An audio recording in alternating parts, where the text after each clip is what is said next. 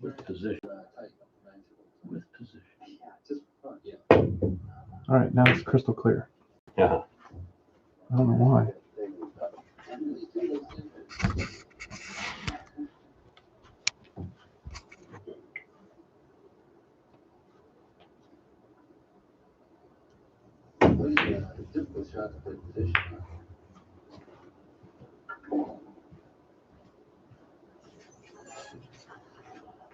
You see back here, 88, you're using those Rice-A-Roni junk ass balls. I know. Uh, That's why, you can't compare the two eras. yeah, and it's not even a red circle or anything. It's that cheap ass white Rice-A-Roni ball.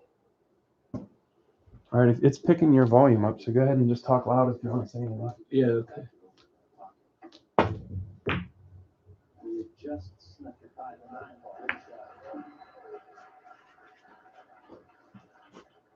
Watch the shot again. Watch him sneak it by the 9 line. It's the 2, and I mean, absolutely perfect. Great shot.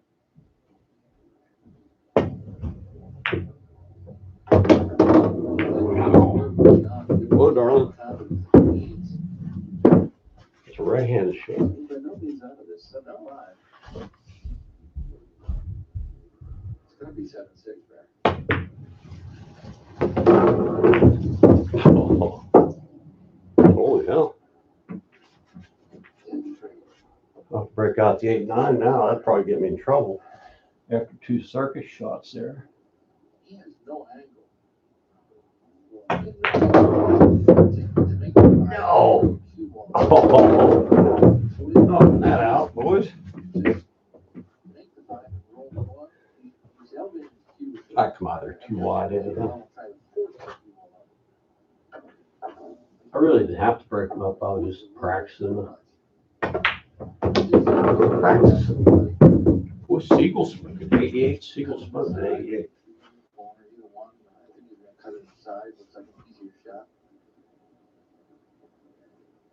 Come down 2 rails.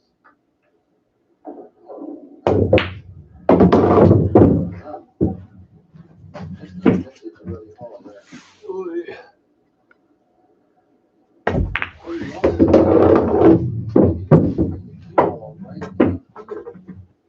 He's so short. He doesn't know what to do.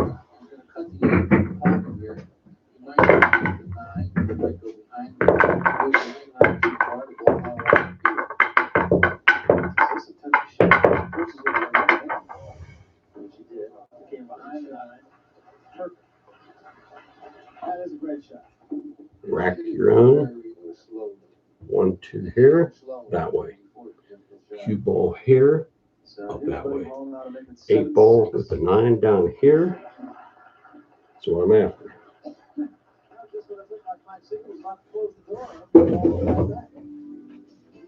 7-6. Even though Mike is in one game, the break can always have that one game. Buddy's up there breaking. Very easily, Buddy counter like Buddy, a player like Buddy can run the game out. So here's Buddy Hall. Nobody's got real lucky on the Got away from me. Got away. So where'd that one come from? He said, where'd that one come from? Where did that one come from? For practice, when I make a mistake, I kick. Anytime I make a mistake, I kick. He's got a shot on the one right here. But he means Rob, Practice. cue ball back into either this position or These 2 diamonds, I'm right on them. Just about right on them. Takes me to the corner pocket. I go a dime and a half longer than that. So I go 3/4 of the diamond. Up table. Level stroke. Medium speed. Hope you get a good hit.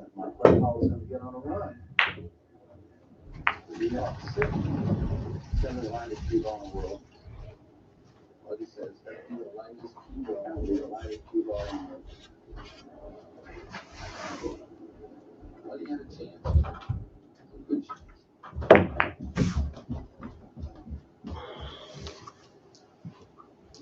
Perfect. Now, Mike wins this game and is breaking. Looks like it'll be vintage classic. We don't. Turn that down because Oh, was it coming? across hopefully it the wire? doesn't. I did make it. Hopefully it doesn't whack that modification already, but it should be right. All right.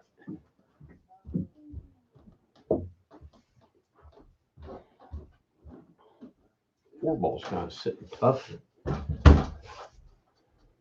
So I'd like to get, there's the no-no line. 3 to the 4. I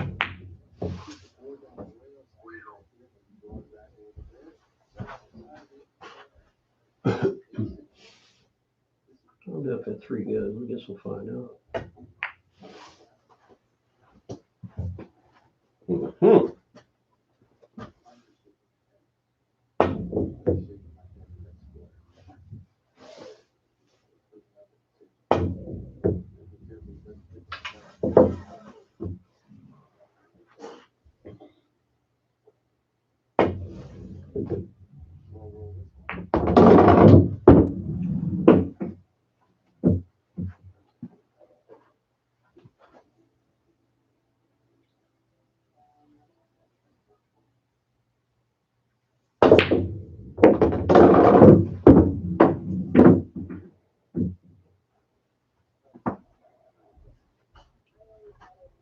This diamond through the end diamond takes me to the side pocket. So I got a fly on the wall over there.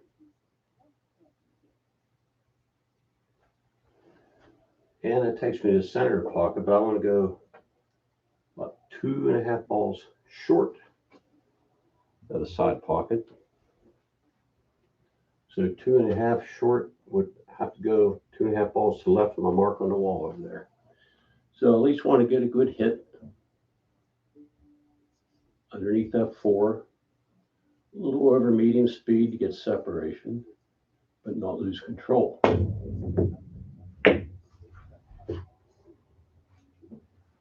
Today, that thing, I gotta make about another ball adjustment on those.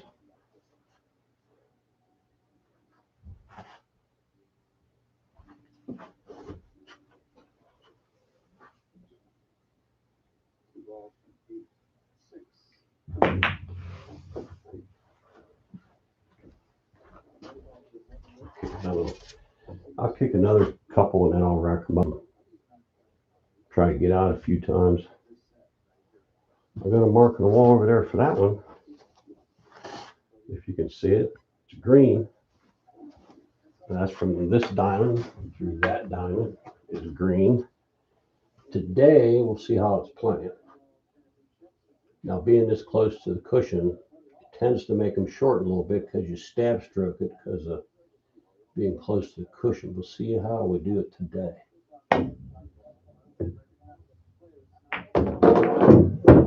It's not bad. So I know I can still go fairly close to my green mark over there, probably all 4 corners to get to the side pocket.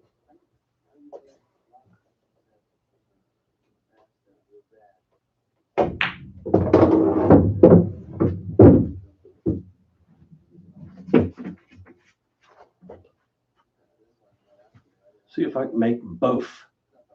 See if I can make both of them. Oh.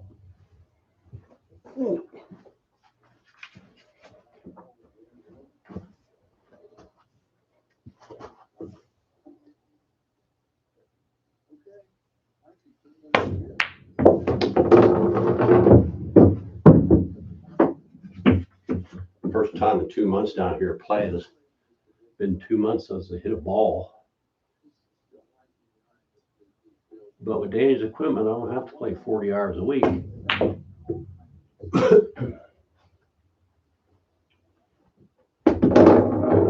Although I should. There's a mark on the wall that gets me to this hole.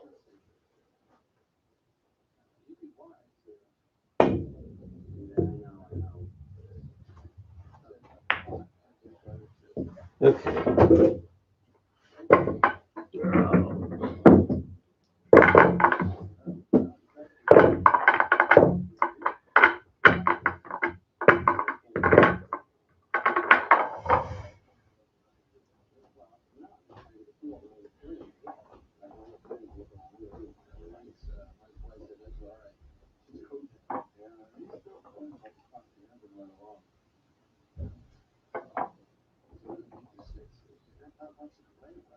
Well, the backer's too much to pull this all day. But I do want to get dialed in on my break. I need to pull it to the side of the hill and across. Low right, 5 o'clock. That's my highest. Oh, Spot took an ass whipping. I haven't been here.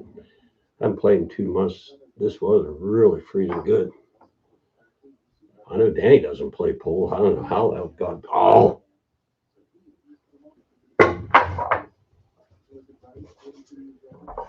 Boy, I did that right there. Chris Sutter, he about come out of his shoes. In the final out of Canton. I just cleaned the spot off like that and then brushed it.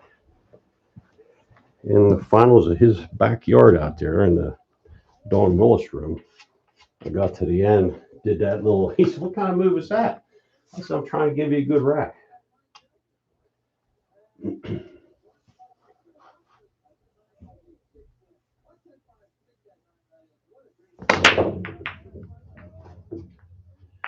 Joe Kerr was the referee there.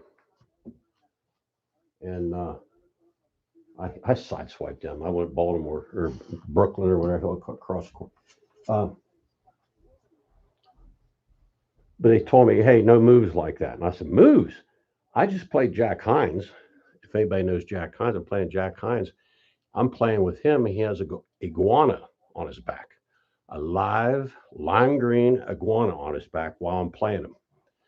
And I got through that. But Joe Kerr came over, and I kept telling him, this guy allowed to do this? He said, well, I don't have anything in a rule book about a green iguana on your back. I said, come on now.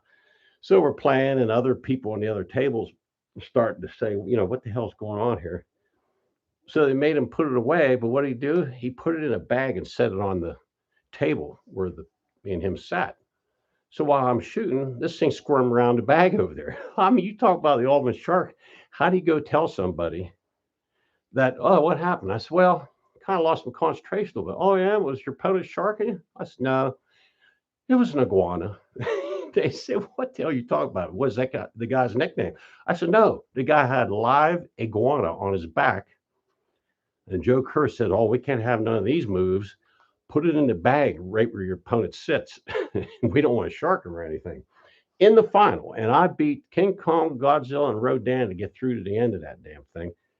And yeah, that's when that card game moved from over in the corner with all the homies there, come over to right beside the finals table where I'm playing Chris Sutter.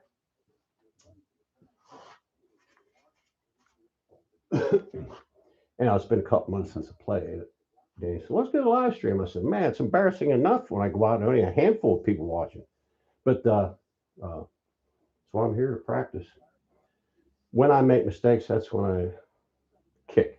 So any kind of mistake I make, even if I make the ball and it was a mistake or shit something in, I'll still kick.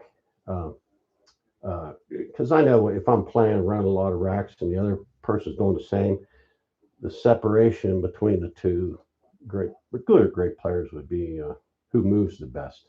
So I've always practiced kicks. Always practiced kicks. Anywhere I was, at our pool room, when I gave lessons, guys that could run out and play pretty well, I'd tell them, you want to kick like a mule, even if you play like a jackass? Okay, shut up, shoot. Now, from this diamond through this diamond with no English, takes you to this hole. Now, I'm going to practice this shot, but sometimes you get where you're trapped for more than a trap, especially playing one pocket.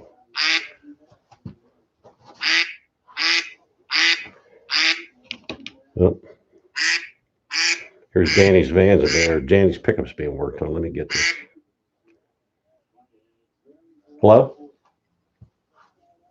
Hey, I'm down at the boys' house shooting some pool. Imagine that. I'm coming in second, yeah.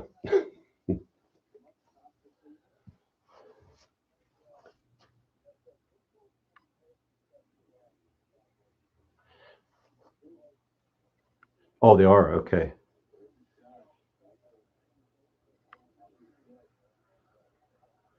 Yeah.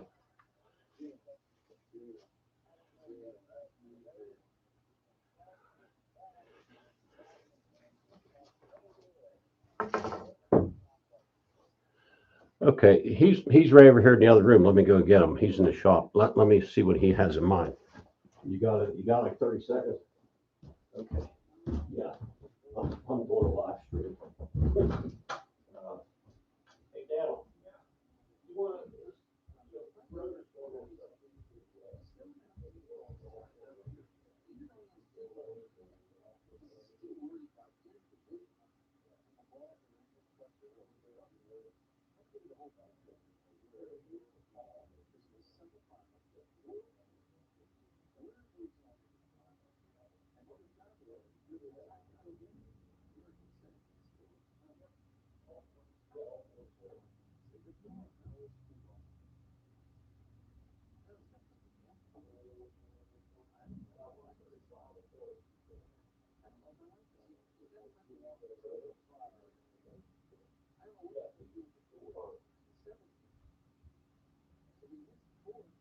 Okay.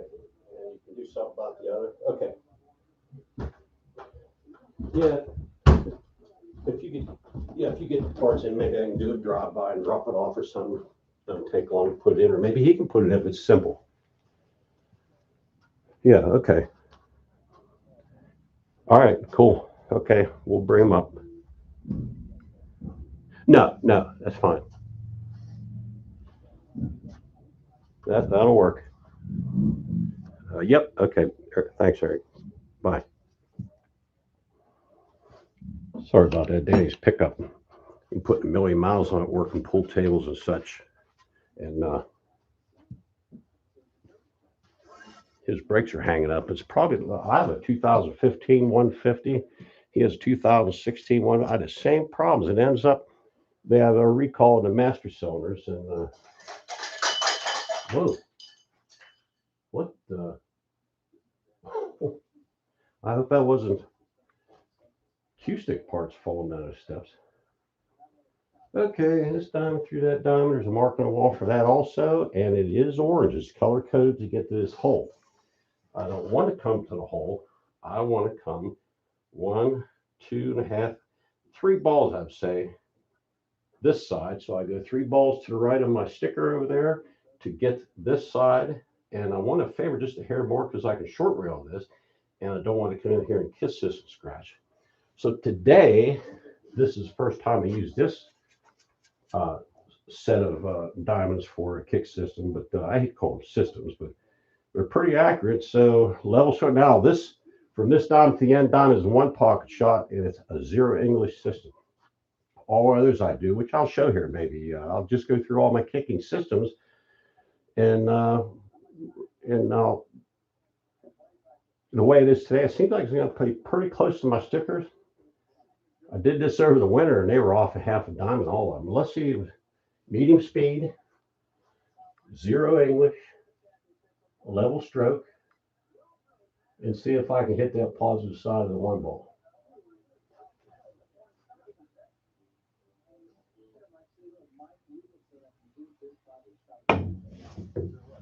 Whoa, there's a full dime. So bearing that in mind, that 6 might be. No, I'm right. Okay, I made an adjustment right out the sticker. I made 2.5 balls that direction. That orange sticker might be right on the money to go wide of this pocket, but let's see. This should hit it right in the puss, I bet. I'd bet right in the puss right here. That was awful wide. There, that's better. Probably for me being on a stroke, the hardest thing in the world for me is to hit the middle of the cue ball. Holy shit, with my swerve stroke, you shouldn't have.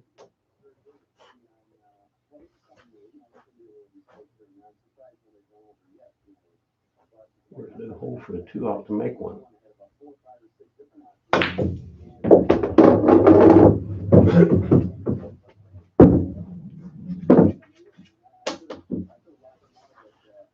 Low rate, 5 o'clock.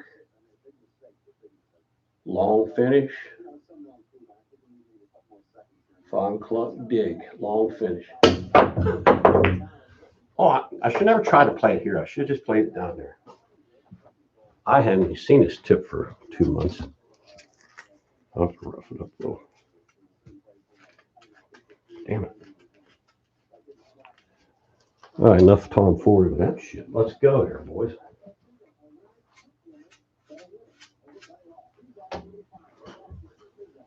Oh, here I got a float one. I figure all this circs, I got to float one in.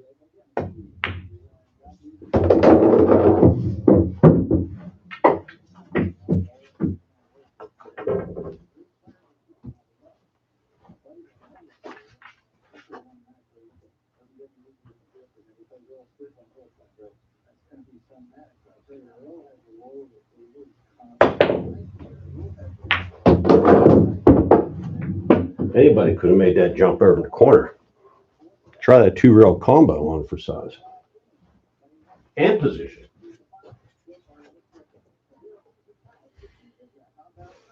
Let's see if I can fall. I can cinch that right there. Let me see. Dead out of stroke. See if I can maneuver the nugget from here. Take that out there. Nope.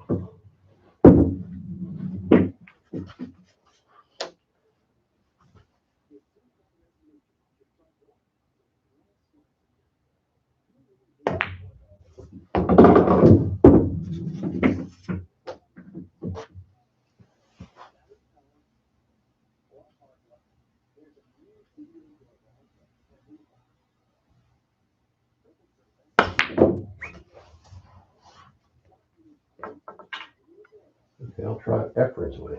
He likes falling this shit right here. Fall a high center ball.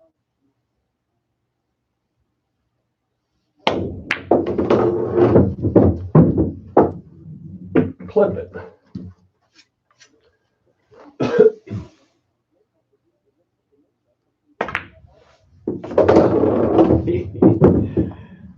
Like a Cub Bear playing with a stick with boxing gloves on.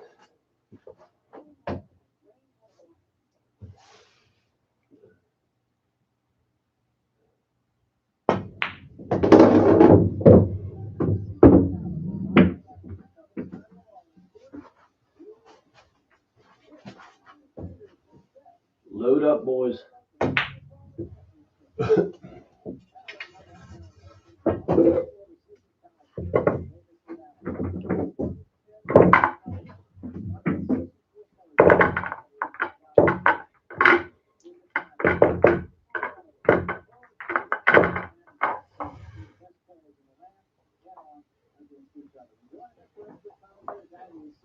On one of the other videos I did talking about Chip, my friend Chip was always talking about the best unknown players in the country, and I had stated that at my prime, and when I was playing a ton, playing tough players often, and being in the jam a lot, when I was playing my best pool, he mentioned I was if not one of the best unknown players, because I knew I wasn't playing pool and trying to make a living at it was a slow broke. Even if you did super well, it's just the cost of going around falling around was a ton, especially when I paid people to run the pool room for me while I was gone. It was a lot of money, and you had to pretty much top 3 every time you went somewhere. If you get outside of top 3, I was paying money to be there. So put a lot of pressure on me to do well, and I did well most of the time. Very rarely did I ever take a dump when I was playing a ton. I was playing enough to be smooth and not get nervous in those situations. Then it got to be where I got rid of the nervousness of losing. And I said, well, why am I nervous for losing? I've lost so many times. Why am I nervous to be afraid of losing? That should be something I'm fairly used to. And then it got to be where I was playing enough where I started getting afraid I was going to win. And I'm looking at shit. I had more pressure on me when I look at beating one of the best players in the world or winning one of those tour events like McDermott, Josh East, Viking, those type tournaments. The pro tours are way too costly to go out and play, which I played a few. But even when I did well, if I figured I won 2 or 3 tournaments in a month or 6 weeks. Count the loot when I got home, I might have been even. That's pretty sick. So I went out and did my thing, and was glad I did. But boy, was it costly. It cost a ton of money. But anyhow, told Chip I beg to differ. I think Davey, my buddy Davey D'Amico, was one of the best unknown players on earth, in at least this country. He played all those top players, not knowing who they were, and beat a shitload of them. And in one video I was mentioning that we were in Fayetteville. And I said, I'll tell you how we got broken in Fayetteville, and I never got back to it. But there's a guy named Steve Simpson, and he got a big chunk of our change, and we're 800 miles from home, Fayetteville, North Carolina, and we walked in. People heard me tell the story all around here, but it ended up, it come out in a magazine. They show a picture of him playing blow pool, and they have a picture of the guy slobber flying out, and Mike Massey's on the same page. I think it was Billiard Digest or Pulling Billiard, but I finally said, see, I told you it wasn't bullshit. And right there's a guy's picture in Pulling Billiard, Steve Simpson. So Earl Strickland was in town last weekend, and I was talking to him about it. He says, nobody knows that guy. I said, I know that guy. I said, as a matter of fact, he cost me and my buddy some money. And he goes, I've never heard anybody talk about that. He said, did he trap you up? I said, yeah, he got us good. Well, he comes around sweeping the floor, and where's all the action? He said, everybody left. And I said, oh, it's too bad. He said, no, I'll give you action. And I said, I'm checking him out. I go, how's that? And he goes, well, I am the best blow pool player in the world. And I go, oh, okay, what the hell is that? And he goes, picks up the cue ball, wipes off, and goes, it's in his mouth. Me and Dave went, what the hell? Hell, that's worth 20. Just take it. No, he says, pops it out. He says, I'll blow a spot on it. Give me 3 tries. I said, me and Davey, and this in the 70s, reeling off $20 bills. It's okay. We've got to see that. So he gets like this, comes over here like this. He gets behind the line, and puts it in his mouth. He goes like this and fired that thing in 100 mile an hour. Now he didn't make it because he had 3 tries, buckled it. And it went in so buckled it. And me and David looked at one another and go, we're in trouble. Well, he ends up blows it in on the second one. And me and Davey, we load the wagon. He says, I'll go 3 rails and knock this ball in 3 rails from behind the line. Give me 3 tries. I said, all right. So he goes like that. And he has his tongue on the left side like this. And he's over here and he goes like this. And when he does it, you hear it go, pops out of his mouth, 100 mile an hour, 3 tries he gets. Flew around here and made this ball on the first try. And when it hit right here, the cue ball popped a little bit. It come around her so strong. Here we go. Whoop, boom. He picks that money up. And I said, that's good. We're good.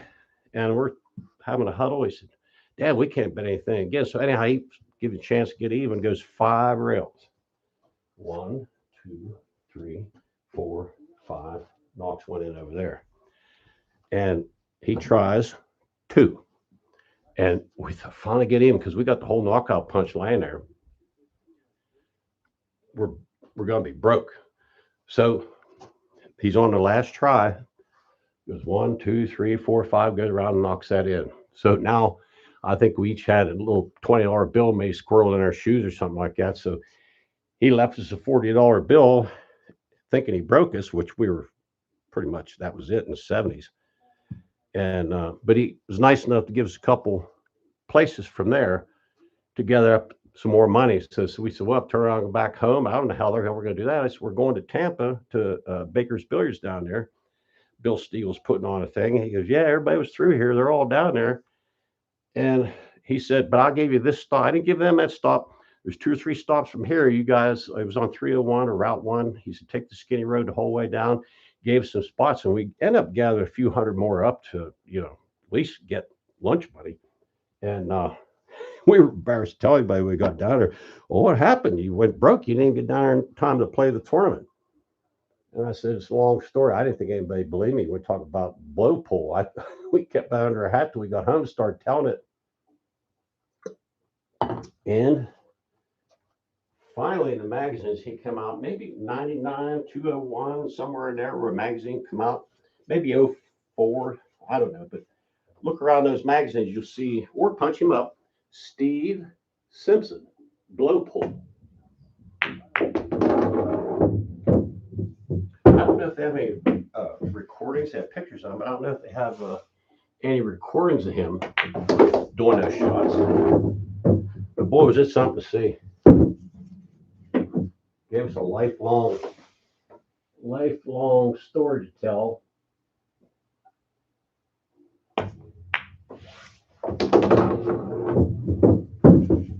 And we're 18, 17, 18, 19 years old. We're thinking, did we just see something that we'll remember the rest of our life? I said, yeah, but I hate paying $200 or $300 to do it, but it was worth it looking back. Well, probably hit the 8 right in the mouth here. See if I can hit the 8 right in the puss. No.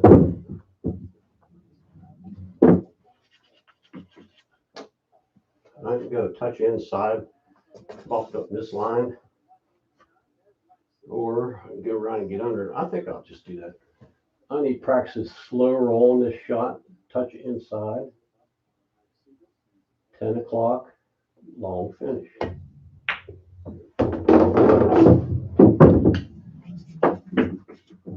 really didn't want it right there. But I hit that 7 a little fat. That's why I was over here. Out here would have been the trick. Now I got to draw to the short side, right towards my glove.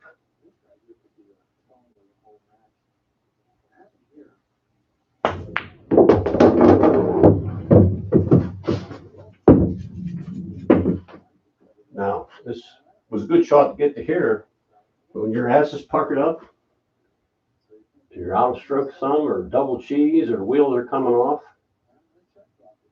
this isn't a comfortable place if your ass is puckered up.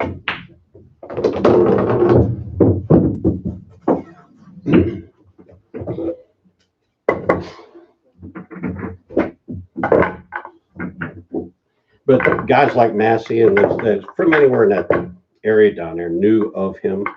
They may not want to see him do all this stuff, but well worth it getting stuck. But teenagers, a long way away from home, from Western PA, Somerset, Johnstown area is where we live, and being clear down there, we got a long way to go to get to Tampa. And once we go there, we're planning on getting some action, or if we were on time to get in the tournament. But holy shit, that was we had a couple rough stops getting to Fayetteville. Davey played Buddy Dennis, I don't know, for a day and a half at Baltimore. Then we went on down to all the little places, 301, Route 1. We almost never went out on 95 unless we were mapped out on a stop, but we hit all the places the whole way down to Skinny Roads. It always took us days to get to Tampa, but we'd always leave days early. But that time we got trapped up in some pretty tough action. Send out the old knockout punch, 800 miles from home. We're not racking real well, and I'm not hitting them very well, but they're not racking very good either.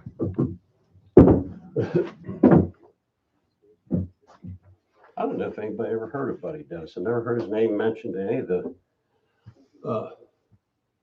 in the last 20 years as far as tough guys.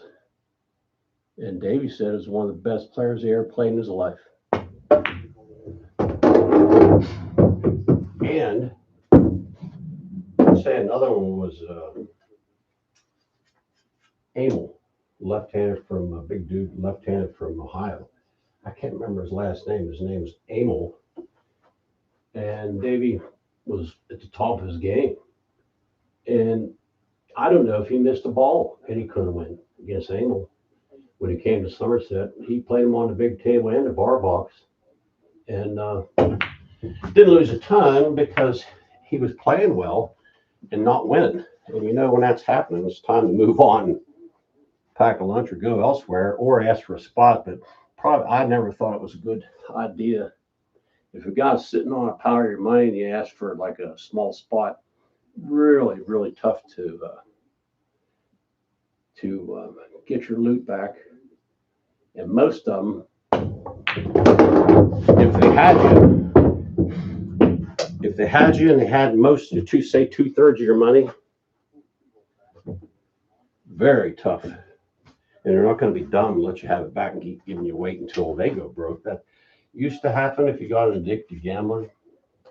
But if you had an addictive winner, an addictive guy to run out the door, get the money and sit on it, and not just have a bigger bet for the next time. Because all these gamblers, Grady and all, and we were around all these guys, if they had a big score, it didn't matter. It was just a bigger bet for the next time. And they followed around. A few weeks later, we see him. That same guy had a $30,000 score. He's asking for lunch money. So a lot of these junkie gamblers, not saying Grady was a junkie gambler, but there was sure enough of them around. And they'd rather take a bad bet than not have a bet. And that's the kind of people we wanted to get around. The ones that were addicted gamblers. A bad bet's better than no bet at all. And there was a lot of guys like that. A lot of famous guys like that.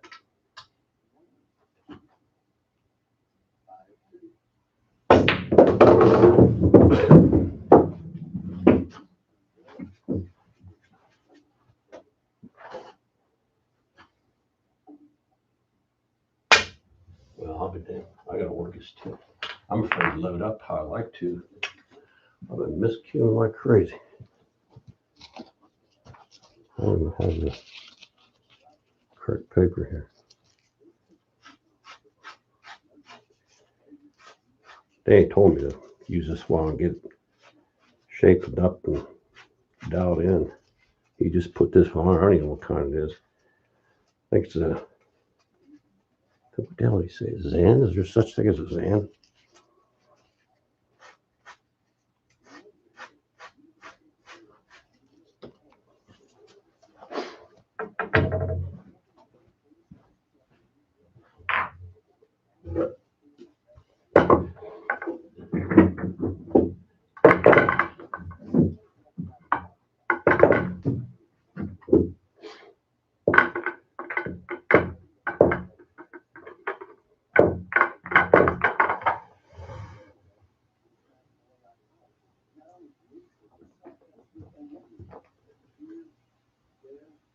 Damn it.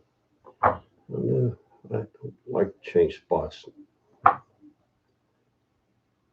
Oh man, is that rough. But the stuff isn't reacting like I'm used to.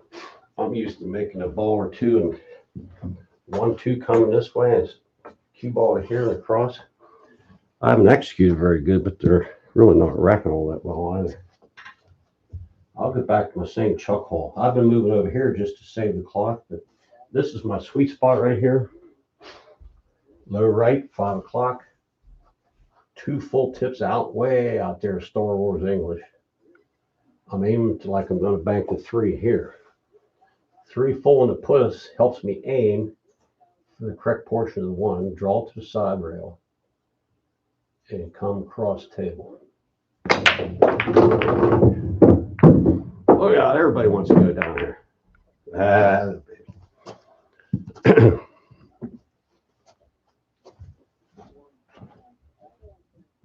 Still hit a little high. It's going to clear up here. So that was a miss hit. But if I could commit around that diamond, but I drew a little too much or a little too full on the head pin. So I'm going to have to hope to get a roll right here to pocket that 8 and maybe have one of those object balls stop the 1. Be nice to short rail this 8. But, oh, the hell that goes through the 8. Missed my short rail.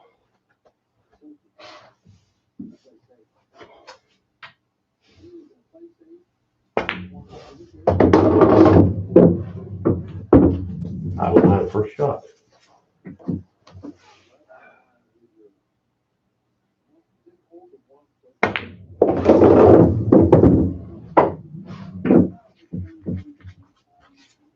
Oh boy. No angle to dangle. I'll just come back and hit the son of a bitch. I have to hit it in the puss. No? Perfect. I didn't think I could get in the correct part of that pocket. Oh boy.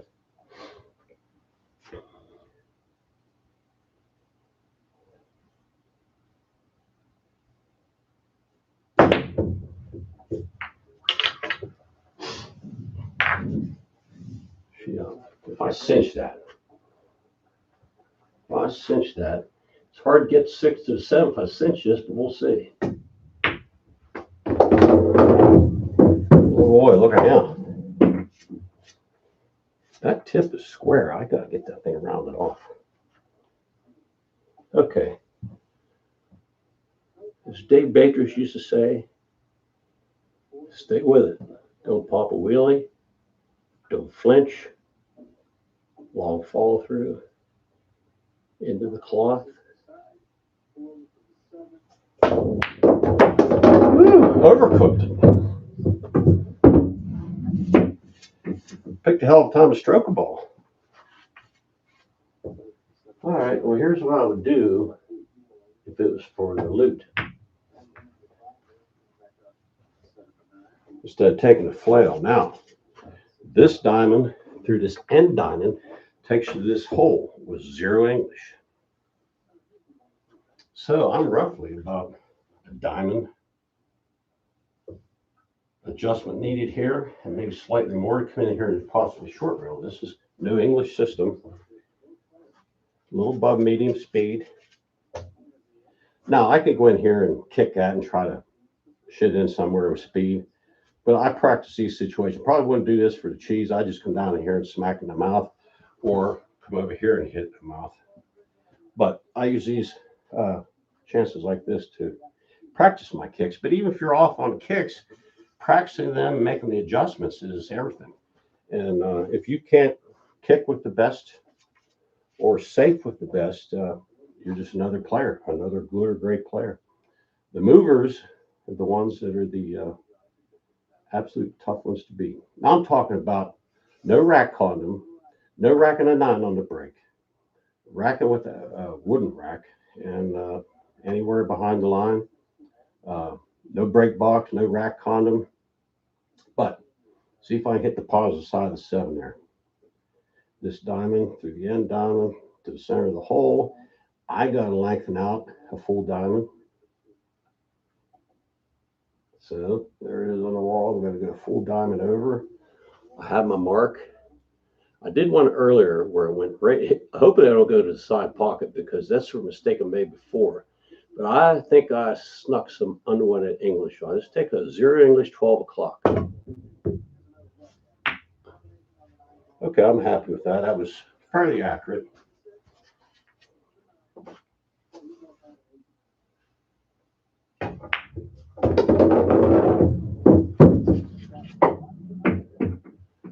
Got to get the cue ball out of the way. I don't know. It's probably double kiss forever and ever right here. Oh, it is. Now, see if I can hit this stack correctly. Right here, cross table. Now, I'm racking these high. That'll have a little bit to do with it. That'll have a little bearing on it. If I could get to the center of that spot, is where my best accuracy is. Now, they're all wanting to roll forward. It's all right. Ooh, baby, wait a minute, boys. Wait a minute, boys. I think that rack looks pretty good. I'm going to really bear down and see if I can execute what I'm talking about. Right there is my favorite. Off the head pin to here. Come across here. 1 and 2. 1, 2. This direction.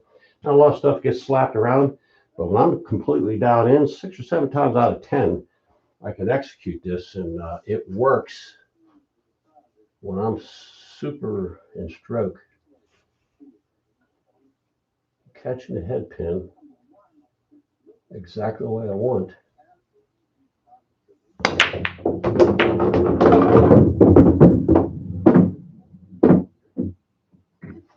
That'll do. You see, it was a little low yet, a little bit low, or not quite enough draw spin.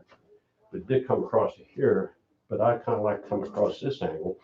But even when you don't hit them perfectly like that, many times it comes up to a favorable for the breaker. Now, you can do the same thing from this side.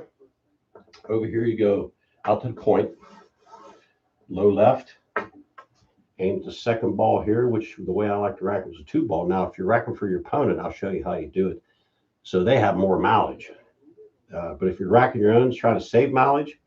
Now you'd rack the 2 over here and the 1 here and come in this way and move the 1, 2 there, draw the cue ball to the side rail here and across. And I maybe try that next time. If you watch Josh Filler, he is doing that, coming out here, hitting the head pin, coming across here, 1 and 2 going up table. And he really does successful with that. When you're racking your own, yeah,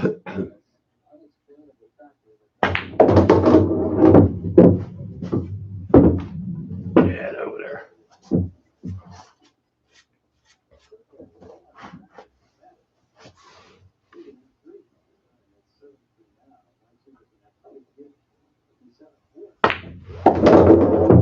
Get off the wall. Get off the wall, darling. Okay, anywhere center court be nice. I go 10 o'clock, level. Nice long follow through, and do not move anything.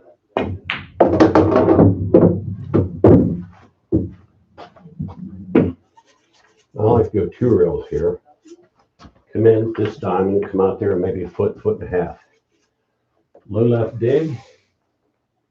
And I'm sliding this ball, I'm not punching it. I'm sliding low left on this to get to the side rail. Come out about a foot or so.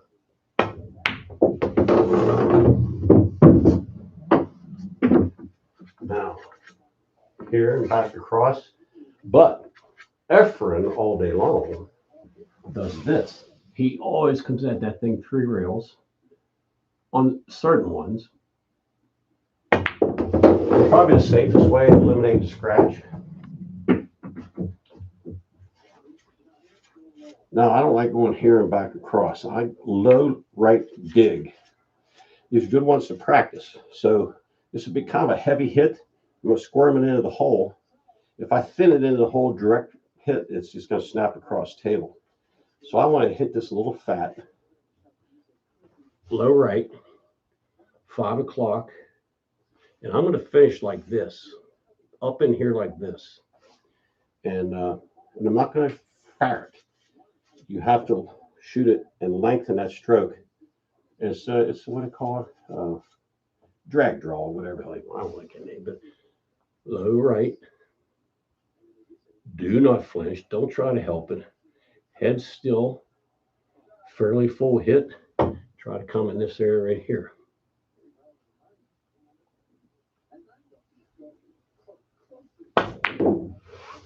Just a little bit fat, a little bit fat. I was trying to go fat, made that mistake, but so I have practice kicking when I miss. I got a mark for this one over there. I'm going right at it. Doink.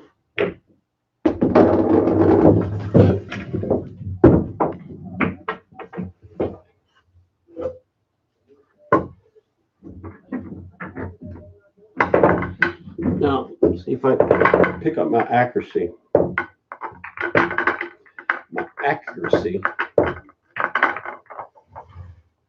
On this cut break. The one video I did, I said I was cutting like this before they even called it a cut shot, cut break. I didn't know what the hell a cut break was. Here for a quarter century, I was doing a cut break. Didn't know what the hell they called it. While the other guys were knocking pool table lights down and doing all that Star Wars. And I've done that before. If I couldn't get stuff to work, I'd lay into them like Archer with all the extension and that type stuff. But Man, these are really rocking rough. Well, back it up, see if they stay.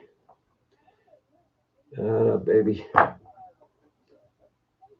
Oh, bull. He wants to go out there 1/4 inch. Well, my backer's too bad to be doing that. Well, we're going to break him from that mess there. Damn it. Wish that'd work. Not the way I like them. Oh, that hurt. That hurt, boys and girls.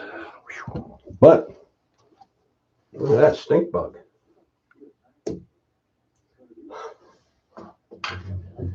Okay, right there. I should chalk up. It's way down there. It's too far to walk. Okay. See if I can get it to side rail and back across table once again.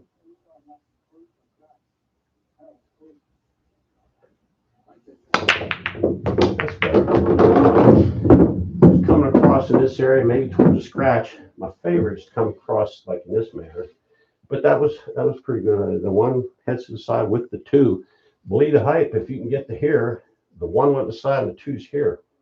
So a highly, highly successful way to break 9-ball with practice. And if they're consistently racking, and you get consistency at that cut, boy, can you take down some players.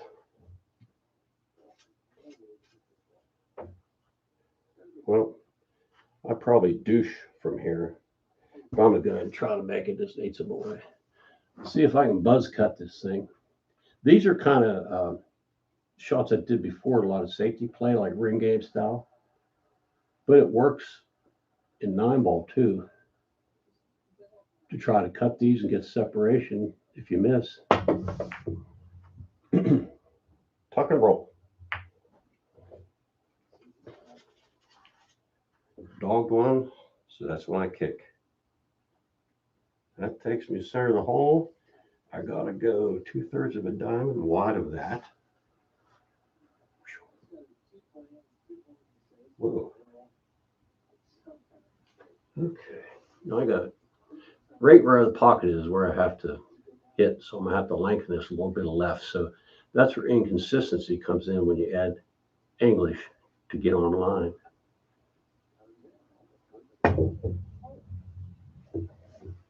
Yeah, I did exactly what I wanted. I really missed it by maybe the line a ½ inch.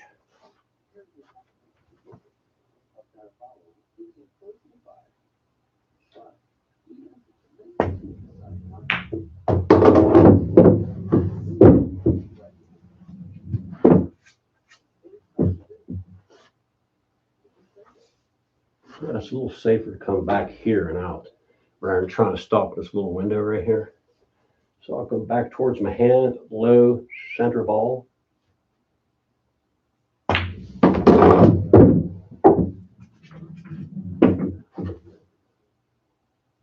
4 o'clock, gouging English on the ball at 4 o'clock.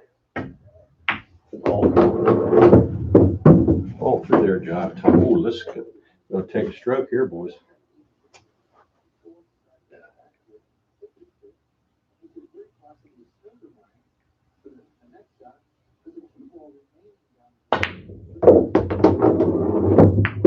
Baby.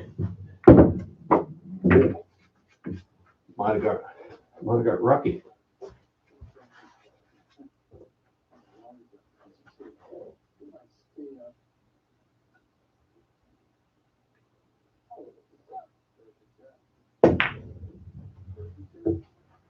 Teddy.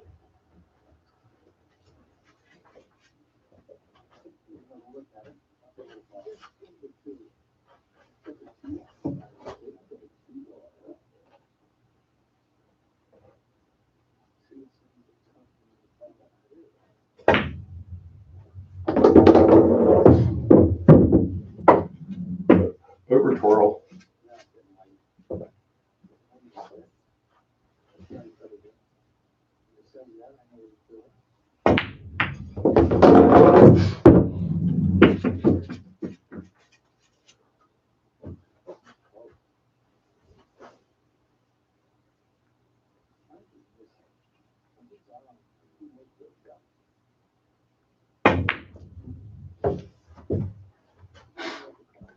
is almost the alignment of this shot, the hardest shot and pull. The hardest shot and pull right here. As soon as I try it once, you'll know what I'm talking about. Yeah, you get 40, 50 tries to even come close to go back there and hit this ball, but I'll give you the idea. I used to practice this and get deadly at it. Hit the spinning 9 ball with the cue ball and go around and make that 8.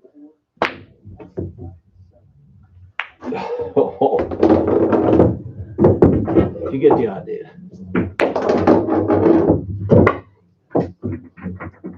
That was close. If I hit that a little fuller, this thing might have a chance to get down there and knock that in. First try in a year. Oh, nobody ever believed it. How many tries it was down there? How many tries? Yeah. 1.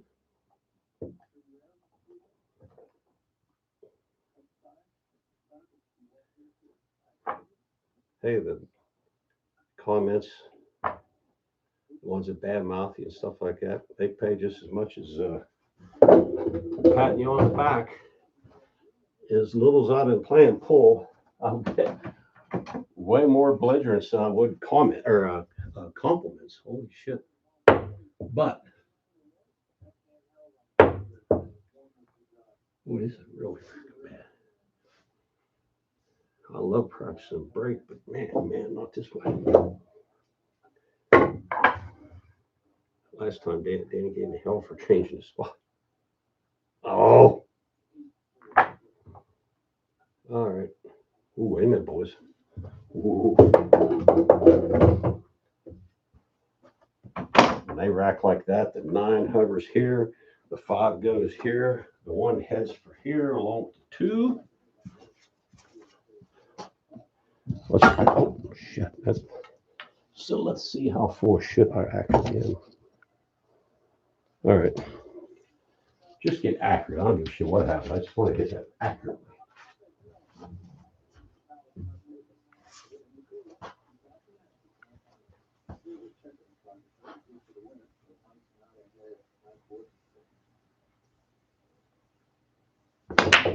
There, that's the way I hit it right there. Oh man. My stroke feels like an unfolding lawn chair, and I got this. Oh, I can cut that in the side. I thought I had to roll in the corner. Okay, I got shrapnel over here. What the hell is all that? All right, we got to play a little pinball position here. Damn, now what? A little bit of pinball position.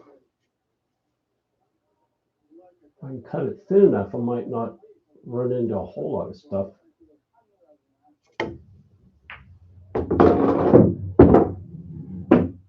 Missed everything, boys.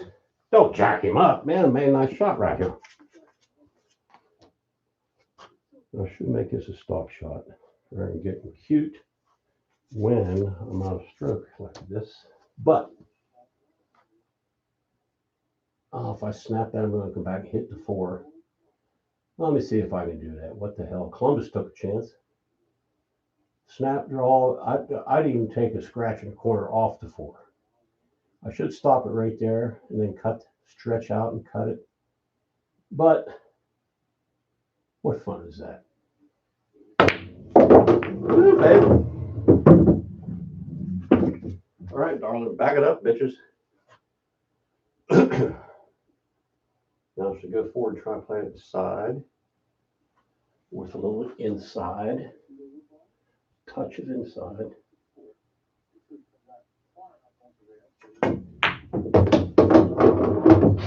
Stop shot, maybe. Uh-oh, gotta go on this side of the 8. Okay, go to the rail back out. Now, make sure when you do stuff like this, now you're not allowed to lay your stick on the table, but this is the no-no line. If I get in this manner or slightly on this side, I have to do some kind of circus shot to get over this side of the 8. So what I do is I just got to get past my no-no line, slightly over here. Now, coming over here and going back and forth.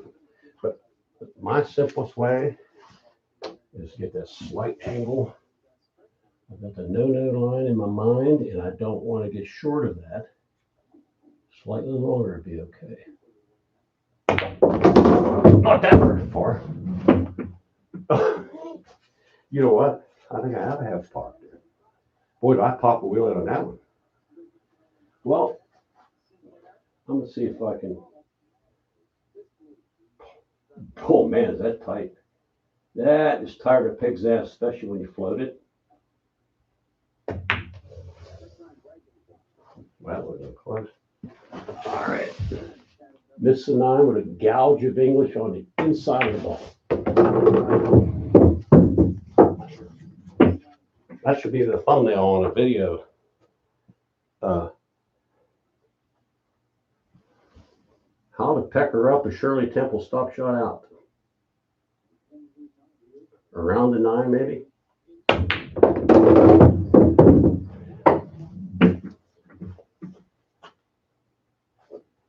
I'm gonna play the cue ball right there.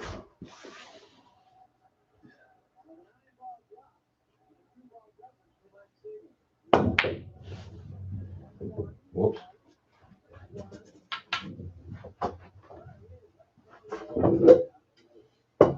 I have a video over there around seagulls running his mouth.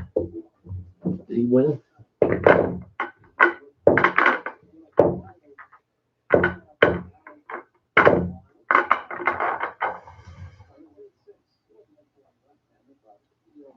Okay.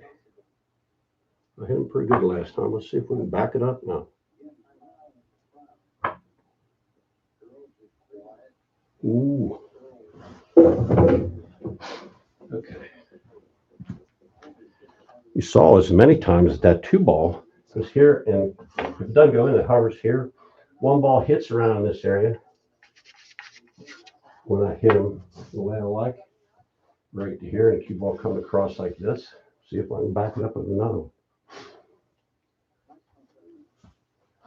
2.5 tips way out here. Aiming to bank the 3 back here. That gives me the correct portion of the 1 to drag across the table.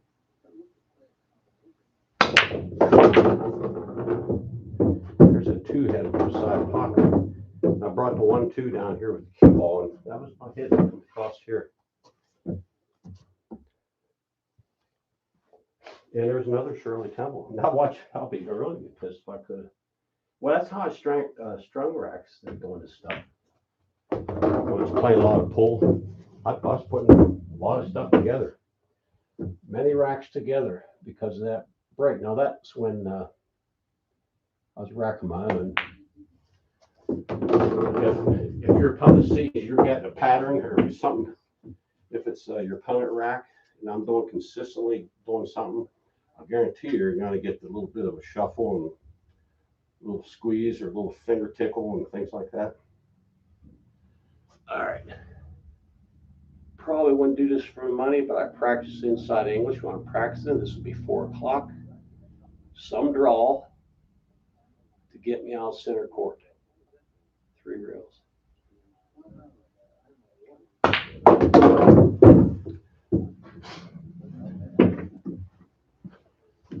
Now I'm looking for center table again. Here's the no-no line. Got to draw the no-no line. You don't want to end up real short on this left fly. But if I was slightly short, go 3 rails, and you're coming right at the 7 ball, ain't a bad deal. Let me see here. So I want to get up. Center table, as Grady would say. Should be all right there. And I've got an assortment of things I can do using portions of the pocket. So I can either draw it out here like this. I'd like to get a stop shot. If I end up short, I have to run into the 9 or worry about pulling it away from the 9. So I may, the variance of your draw might take a dump and leave it here because you don't want to draw too far or come back here and draw too far and scratch or whatever. So I'm going to the rail, level stroke 2 o'clock, and try to come out just about somewhere over this area. So the 6 ball enters the right portion of the pocket. 2 o'clock here, long follow through. Other than that, now I gotta do the deal. But I should be able to just chip it and be okay.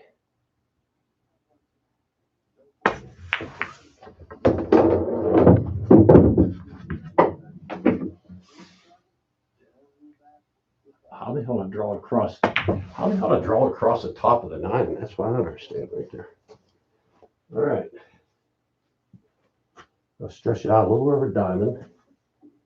Hit before the side pocket. I need to stretch 1 diamond, which for me would equal 1 tip of left. Medium speed, 1 tip of left. Scoop that off the bottom rail. Oh, bullshit.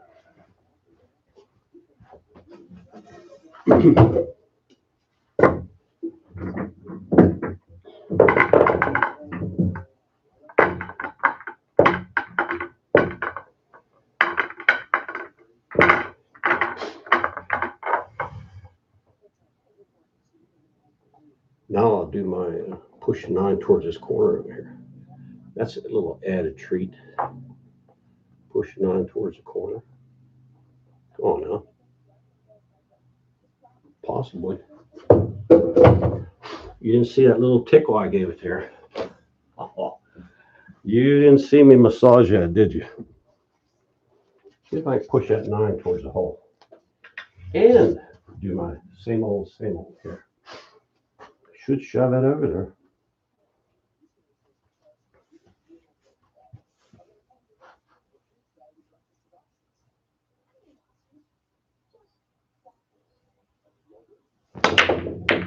Oh, they fell apart in there. Holy hell. There's that 2 like the side pocket. That's a rarity.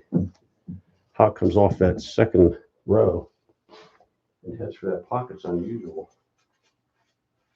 But ball, the center of that stack fell apart. I tickled 2 balls had to fall apart.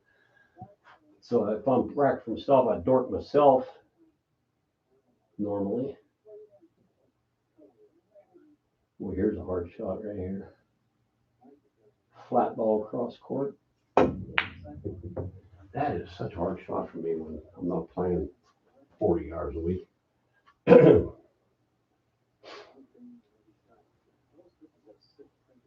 This would be a 2-way shot right here.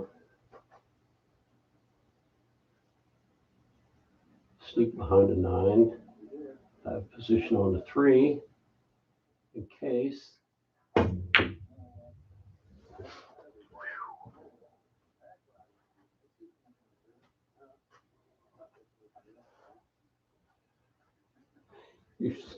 Siegel balled around over there. He got way out of line on the cheese ball. I don't know how he got to where he's at, but it's oogly.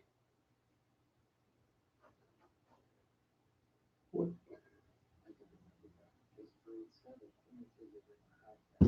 Oh, I hit the wall. I hit something back here. Couldn't have possibly been me. Oh, he hagged it. Hung a 9. Mike Siegel, hang a 9. What you get's this. If you're watching play, it's like shoulders, then the hand. Shoulders, then the hand. Oh, that was for the cheese. 0-1. Double cheese 9 ball he hagged.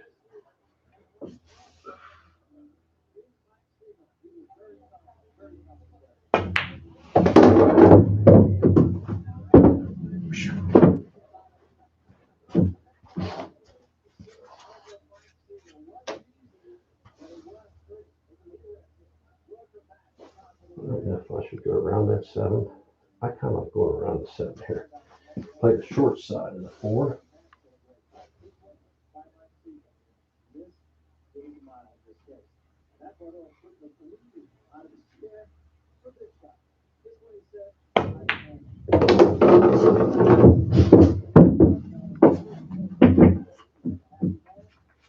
Oh boy. Oh boy.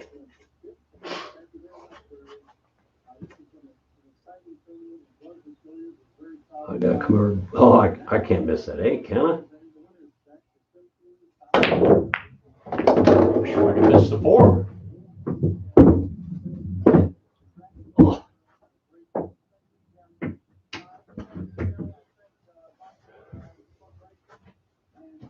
Jeez, that was for the tournament win too. Sheesh. 1988. Same thing, high left, instead of inside, coming back towards my glove, I'll go 2 rails.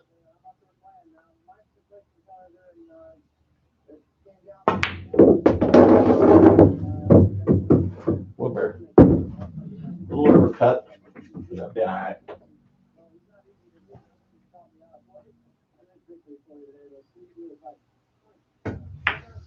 That ball skid just go. Can I get between 6 and 8? There's no way. You kidding me? Between the 6 and 8? No way. Oh. Oh. Side pocket. Oh. What? I'll get my jump cue up.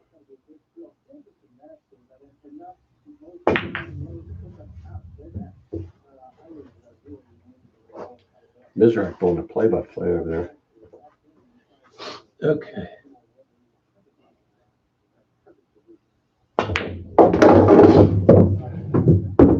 Here in a little bit, I get a little bit of stroke going. I'll do 4 or 5 kick, fly in the wall. I hate to use the word systems, but we'll call it kick systems. But they all have a starting point. Fly in the wall. They're highly accurate. And with practice, your mileage may vary, but now if that just misses the 8, no, I don't think. Can I cut this down the rail? Now, if I was playing one pocket,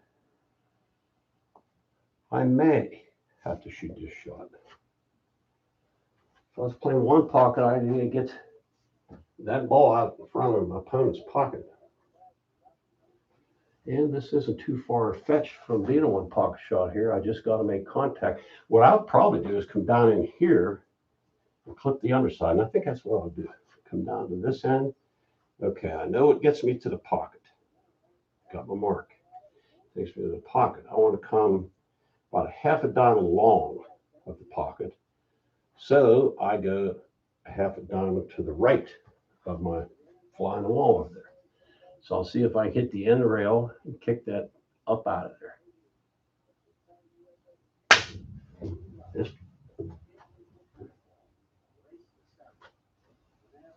There's Louis Roberts playing now. One of the Danny's video, or I did video, says about Davey, my buddy, lifelong buddy Davey, beating St. Louis Louis. And here he is. He was on TV all the time back in the 80s and early 90s. But he tended to party real hard. But we didn't know him. He came through Somerset, Western PA, Somerset, to Davey's father's pool room. Davey was a teenager. And Davey bet him to the moon and crushed him, gave him weight and crushed him some more, doubled the bet. I tell us in another video, starting out, we don't know the guy, but in the Billiards News, called it newspaper, just a paper, not a magazine, a paper at the time, was the only thing going at the time to know anything about pool.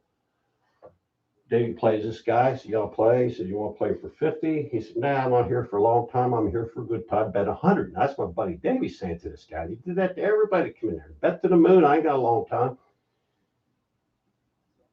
Gets out on him, just he would shoot at everything. And this is ring king style. No safes, no nothing. He just take flyers at everything. And Davey just never missed anything. He just made everything. Combination, spotted up, pay up.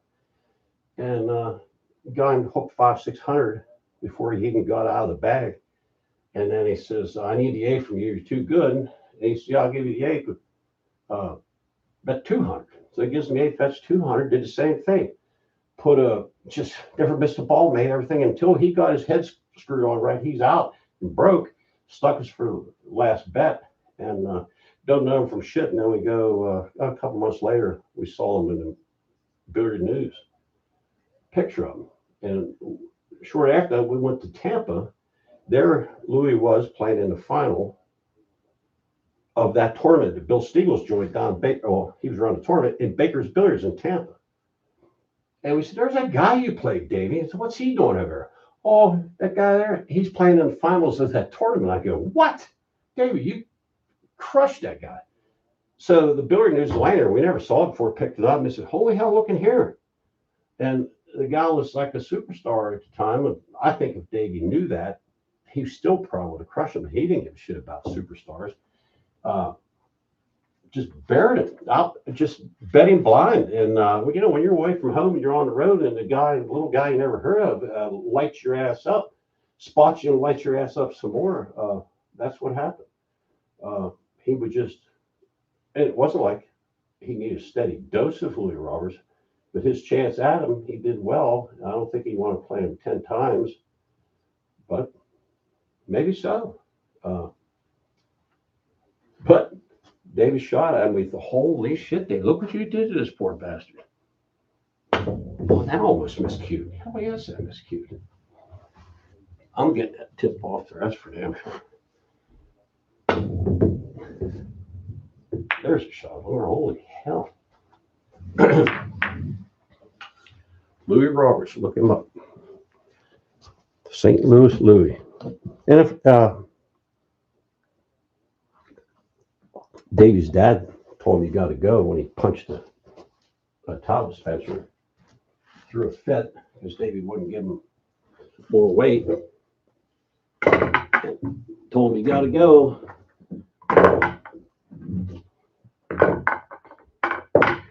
Davey played Toledo Red.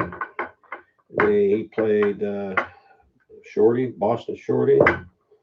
And whew, the Toledo Red, I don't think he beat Toledo Red. The guy just didn't miss. I mean, the chance that Davey had at him, we didn't know who he was, but after that, we knew who he was. He was super freaking hard to beat because I think he played him a couple times.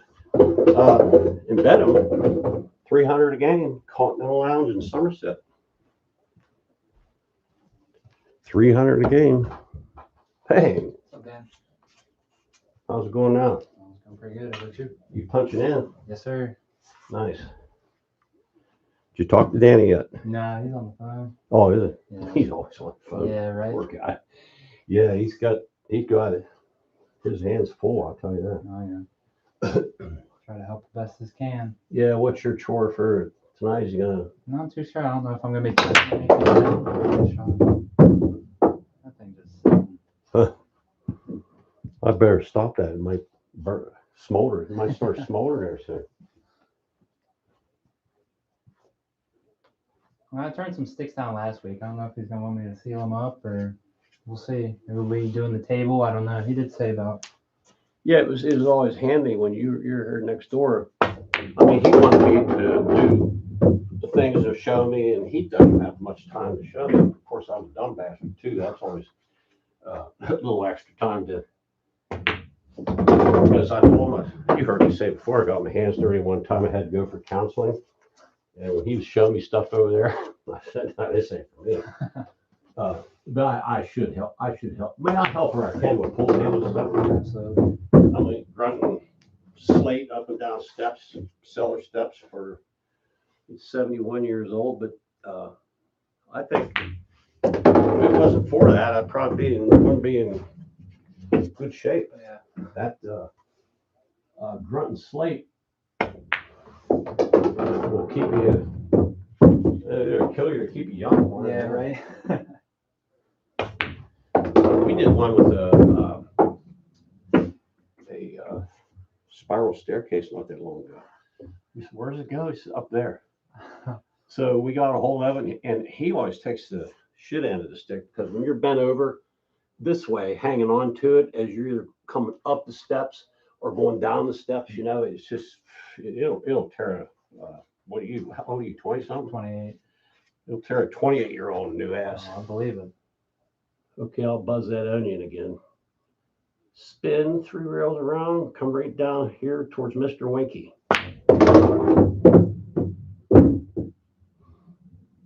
Right here, Mr. Winky. Beautiful. Okay, pick a pocket. Pick it up down there. Oh, this guy knows something. This guy knows something. Hey. Yeah. Hell, I can't believe it got to that half a tail. I thought it was a double kick going on. He got me live streaming on Facebook or something. I don't even know what he's got going on. Or I don't know if it's YouTube, Facebook. That's why I didn't want to come over. I didn't want to interrupt you. No, you're all right. Because, you know, one thing I ain't is high tech. I'm electronically challenged. He fires that thing up, and I haven't played pool 2 months. I haven't played pool. You know, you see me down there occasionally. I haven't played for 2 months. And I even had an opponent in 1.5 years, 2 years. Really? Even an opponent. So, practicing by myself, it's awful hard to really bear down real hard. But it's all I got. So, You're doing good. yeah, I've been doing fairly well. But Eric Porter used to play 40, 50 hours a week. Now, I don't think I played 40, 50 hours in the last 14 years. Especially with my bent up stroke, it takes a lot more than here and there to play. I'll watch see if the purple ball goes in the right pocket. Cue ball comes here, cross table. 1 and 2 come this way. May even squeeze one in over there. 2 ball hits for here, 5 ball in the corner. You hit the Q square. You hit No, the one, I'm right? gouging. I'm digging down. Look at all the Yeah. skid marks here I have. Yeah. So I dig down in here like a nut job. 2.5 tips wide over here.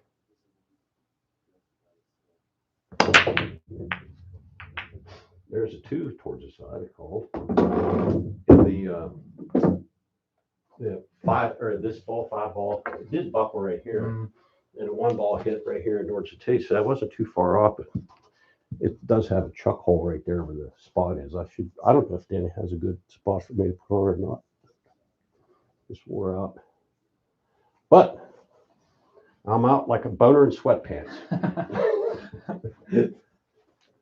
I'm out like a fat chicken dodgeball. Hey, there you go. I like that one.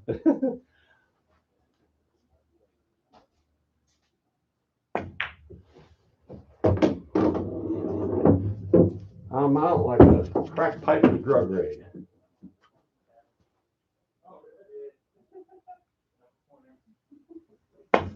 Come on, I heard Danny boy.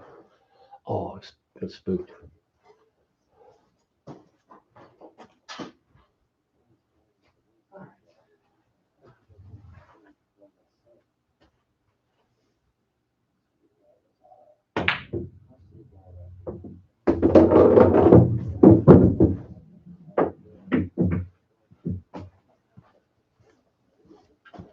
There's Danny's months out on cue sticks and a couple months out on pool tables.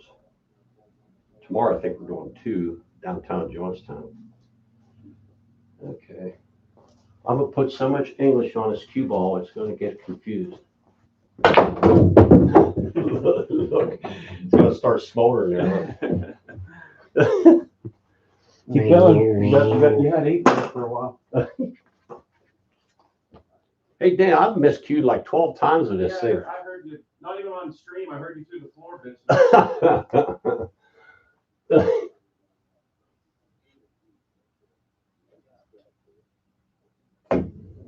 Oh, gee. Come on now, Ethel. Bury your ass down for once. All right. Now, I didn't think I was cutting it enough, so I added a little twirl to it. So just trust what I'm looking at, please.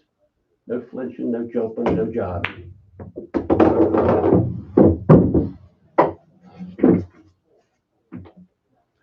Okay.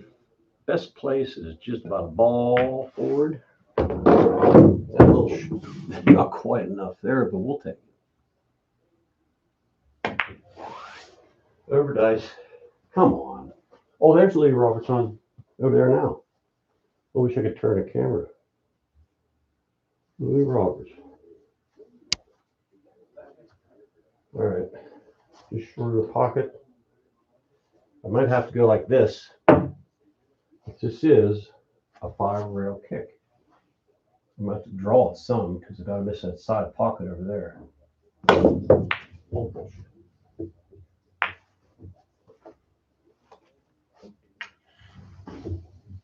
Ouch.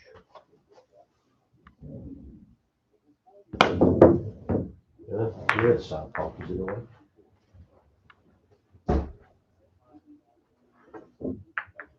I think Louis Roberts died from drugs. So much that was around, me and Dave be going on a natural back in that period. And we wonder why, we got 9 hours straight on this guy. And they just keep playing and playing and playing. I said, hey, that's the same guy I was playing all night last night. This boy played all day today, too. I said, and he's playing 9 hours here now? Yeah. Boy, he got a lot of energy. Little do we know what the assistance was. What's his project, bud? He's here to work, so I'm gonna hang a blanket here, help keep the racket down. Oh, okay. What, my racket? Not Shark, you guys. Okay. Gotta shoot across the cue ball here, 2.5 tips.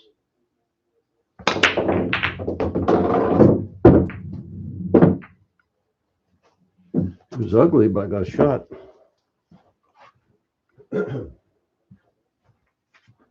Oh, I thought I had a better shot than that.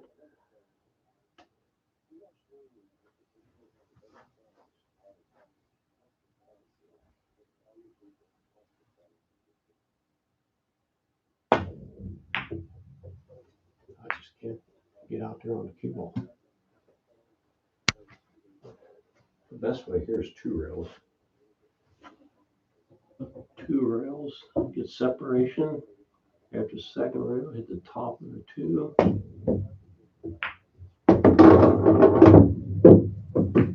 So if it don't make it, if going at that 2 rails, you don't leave the balls hovering around the same end of the table. So, since the 4's sitting rough, I might be able to do this.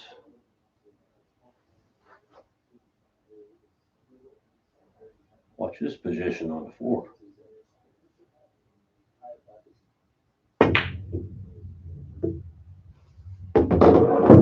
Oh, you gotta be kidding me.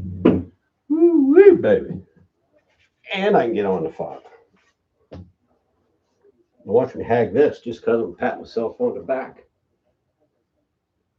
Premature.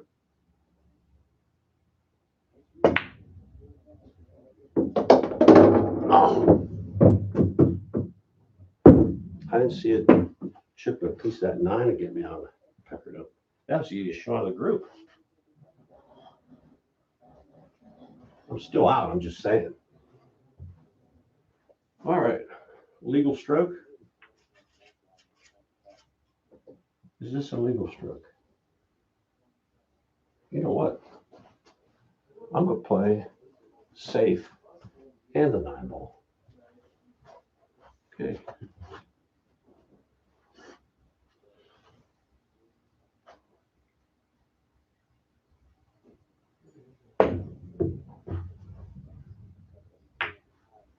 It's all right. Safety play, safety allowed. Oh, could you imagine making this shot and getting through that window between the 7 and 9?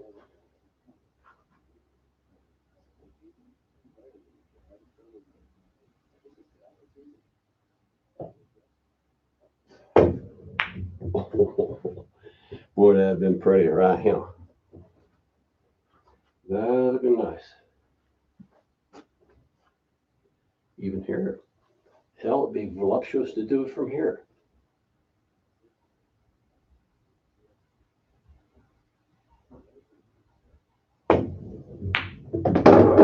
Oh.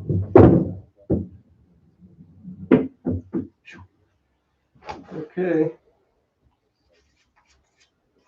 Well, normally I would kick this in somewhere, play some circus kick.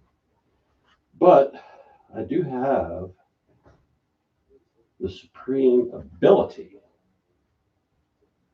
to cut this in the side pocket. I could bank it in the side pocket, but oh well. To cut this in the side pocket would be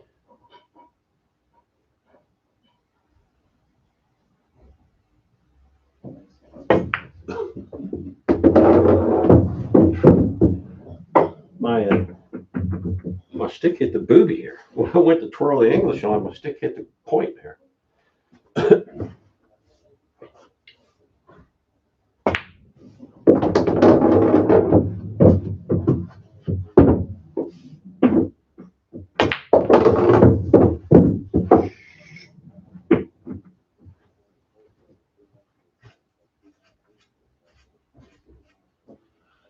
See if I can hit it.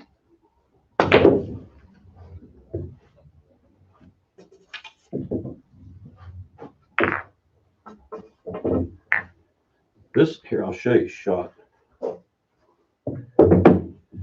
We used to do this.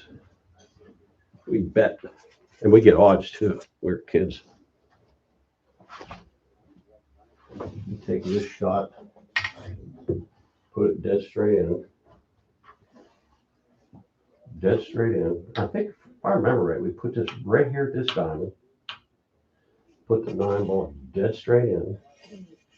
And we always said the more you stare at this and the more you stroke it, the lower chance you have of making it. So we take turn shooting this for money. Dead straight in, froze ball here. I'll see what happens. So what I would bet on is not only making it, said I'll double kiss this 5 times in a row. If I don't make it, I'm double kissing it 5 times in a row. Okay, 1. Right here. And the deal is, don't aim. I mean, just step up and fire. Now, as long as the heart of the cue ball is right here, 9 ball usually falls to the same spot. It's called 6 feet back, hands your side. You step in like this. 1, 2, 3, go. Okay, there's a make. So I got 3 more.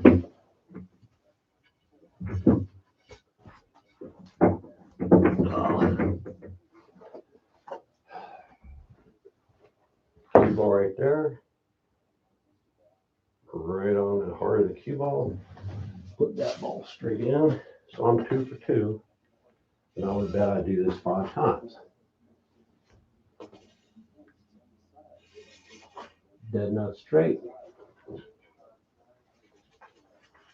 6 feet back. Hands at your side. Step in. Fire. I'm on 3. Same old shit right here. 3 for 3. I haven't tried this in 25 years. You know, if I would do 5 of these in a row, either a double kiss or a make. And this is what we did when we got all the money in the building. We do stupid shit like this to get the rest of whatever's left over. Or if we just got our ass handed to us, I come up with stupid shit like this trying to get a little bit of it back. Okay. Heart with a cue ball. 9 dead straight in. 6 feet back. Hand at your side. Let's go to double kiss. No, did that double kiss make it? Did? I'm not sure. I wasn't even paying attention. I thought I'd make that son of a bitch. All right, one more, boys and girls. Froze. Dead straight. There it is. Okay. Pretty close. One more try. Ready? 6 feet back. Hand at your side. Double kiss. The guy loses.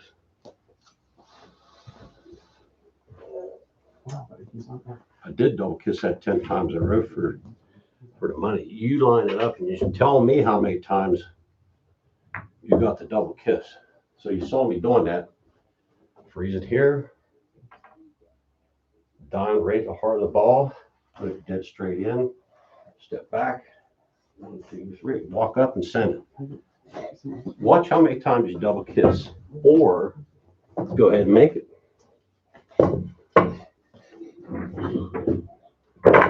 I've seen guys, and I was on the short end of the betting stick where they do it and they fire it in that many times, 5 in a row.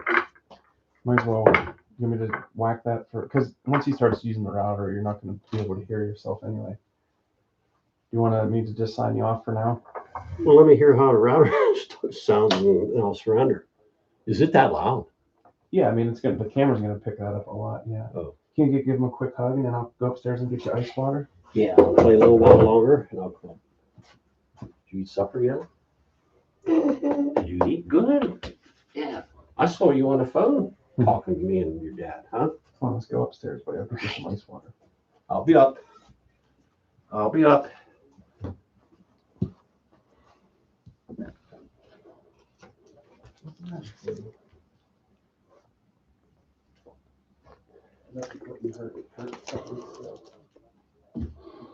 Okay.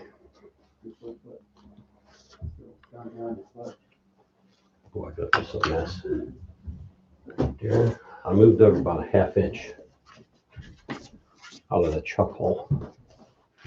I got this demolished right here.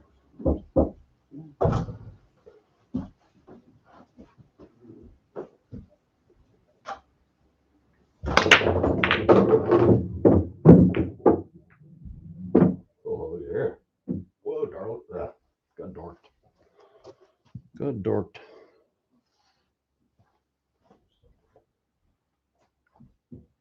Okay.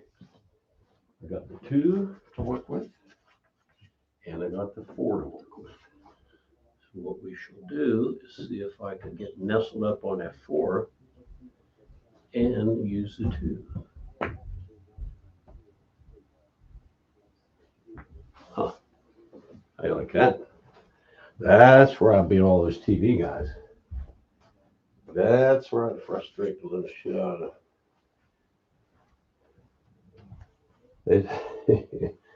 They said, yeah, every time I shoot, how's their tournament charts?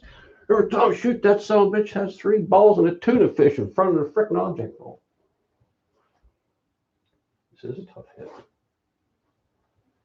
Okay. What the hell? I don't think I can scoop under there. Maybe a little bit of short rail. Parallel line, slide there. That's the parallel to the diamond. And then we don't want to come too short. So I'll slide back here about half that action. A little bit of running. Oh, almost 3/8 of an inch I missed that time. Now cut and kill. Digging low left. Kill the onion.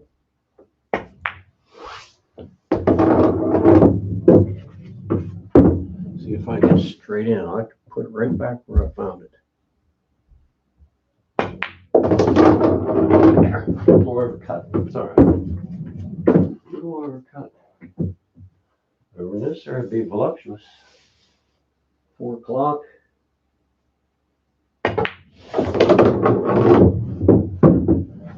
Straight in on the 6 wouldn't be bad.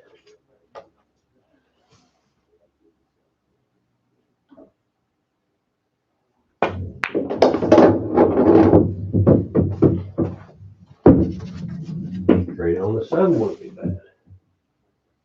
Long draw, drag, draw. Not bad. I got to enter that in the right side of the hole to come straight back. I got to cheat the hole a little bit. Oh, a little bit too much cheat. Okay, here, say it was tied up here. Kicking system here, this is a diamond. Through this diamond, level stroke, low left draw. Takes you to the center of the pocket, like Grady would say. Center of the pocket. I don't want to go center pocket. I want to go 2 balls lower. 2 balls lower.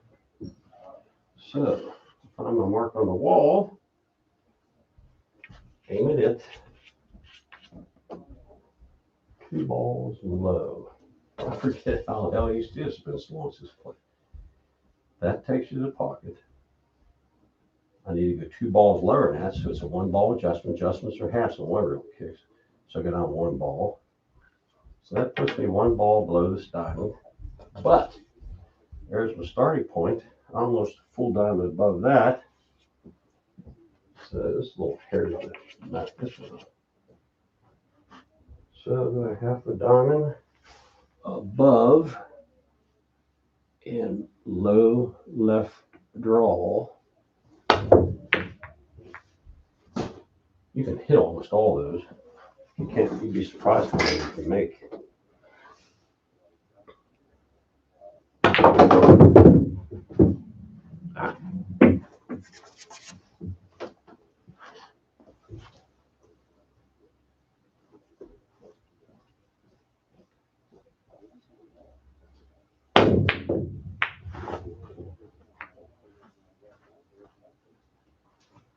He'll be firing something up there, a router. He'll be firing a router up there in a minute. Can I make both? Can I make both? Both fees.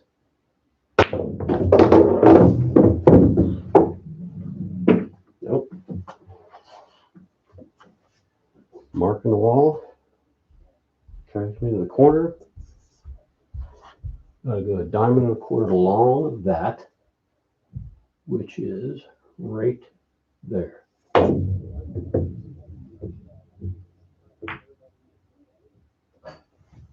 Like Dale says, you don't know the shot, don't shoot it. Okay, 5 rails. I'll probably hit the titty. If I get past the titty, this is even money. Too long. Too long. Okay.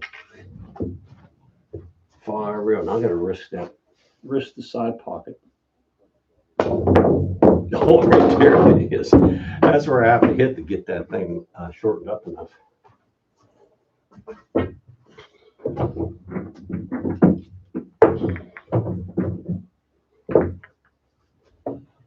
Whoops. Oh, jeez. Get thrown out of the joint.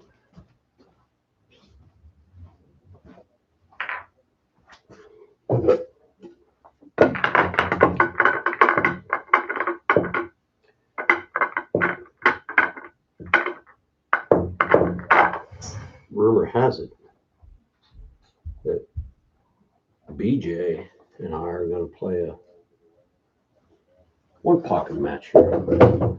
Live stream 1 pocket match.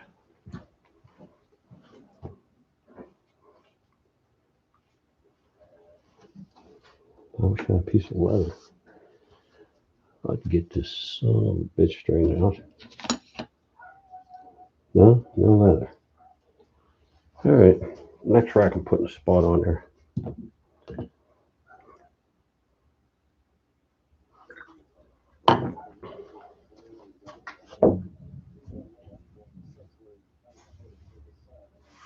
Okay.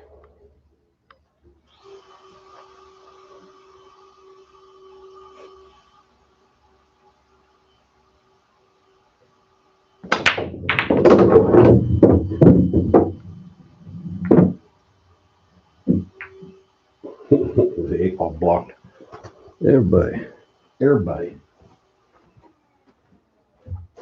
Where'd the chalk go?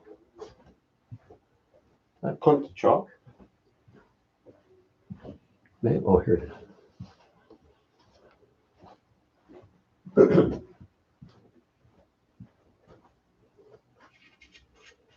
I think I'm the only one in the world can buzz cut this ball on the side. If I don't miss cue, I'm having a little tip trouble. I see this ball's past the side. I'll see if I can gear effect that ball. I never do this for the loop, but I want to practice my buzz cut and ring game style. If you look down my barrel, I don't know what the hell they call. Oh, that's believe it or not, I almost made that ball. Ow! All right, I'm going to cut it out of midair. This diamond takes me to the side pocket. it's fairly close today.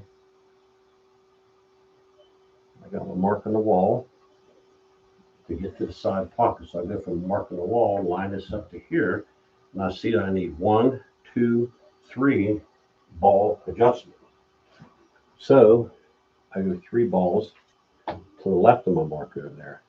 So going down that rail by 3 balls to the left of my mark should bring it up here higher. Hopefully I get a good hit. Almost on these, I favor hitting half ball because you don't want to whiff it and give them a ball in hand. But when I'm really super dialed in, I can take portions of that ball. I'm just going to try to hit it, but boy, would it be nice to hit the thin side of that. To the side pocket, 3 balls to the left. See if I can hit the outside of that ball on a thin cut. Well, now there I said I'll favor at least a third of the ball to keep from giving ball in hand.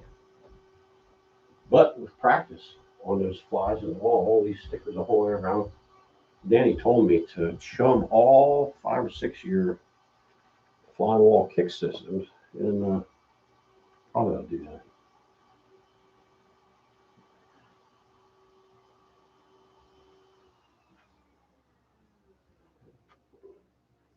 So I'm going to shoot this hard. If I'm going to shoot this hard, I have to go up a half a ball in my normal spot because I'm going to fire this one.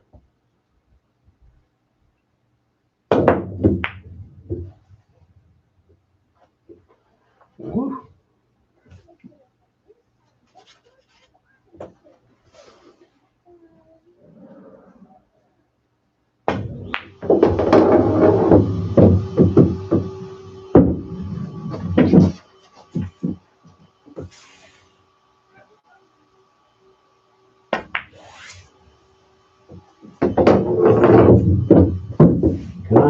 For practice, I'm going to squirm that underneath the 4.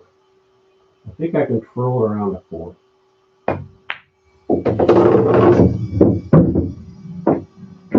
I think, why the hell would you do something like that? Hey, when I'm doing this stuff, I practice massive amounts of inside English. So when I either need massive amounts, but most importantly, I only need a portion of inside English. You develop an eye, and you develop the aiming lines, especially with this today's type of equipment. You imagine doing it with the Stone Age equipment I used to use. Now this is Danny Schafter is a little bit more forgiving, less squirt, and you can get super accurate at inside English with today's equipment, but you can't do it unless you practice it. And when I'm practicing by myself, which I haven't even had an opponent for 2 years,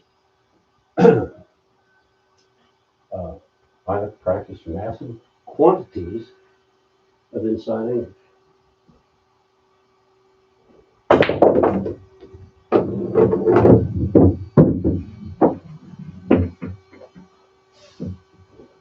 Level, lower the bridge, not the twig. Knuckles just have to clear back here.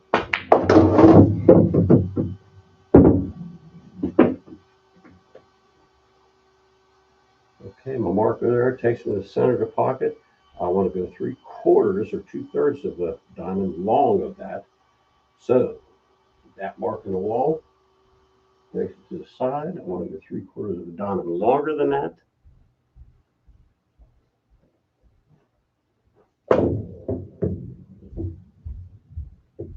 Okay, I can adjust from there. So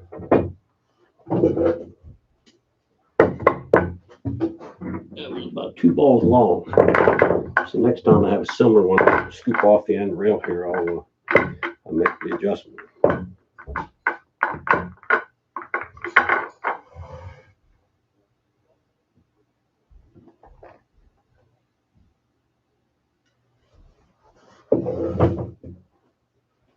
Now it's Kim Davenport over there. Kim Davenport. Jay Halford Racking. Who's he playing over here?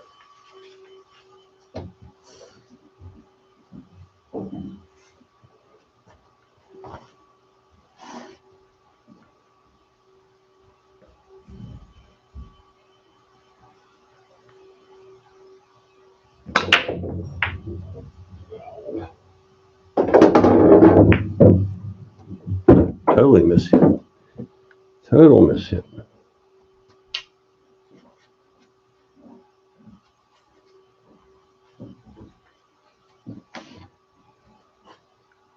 Ooh, that'd be nice to tuck it under the 7. A little bit of high ball.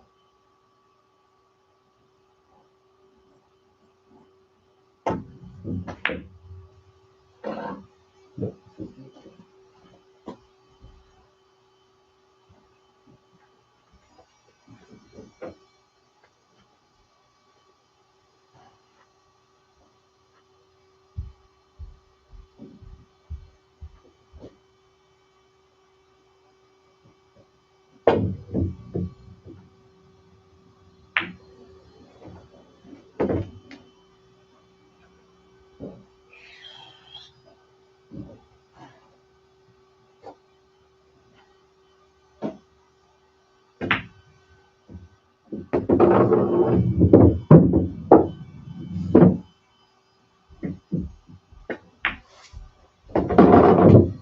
Oh, it's CJ Wiley and Kim Davenport.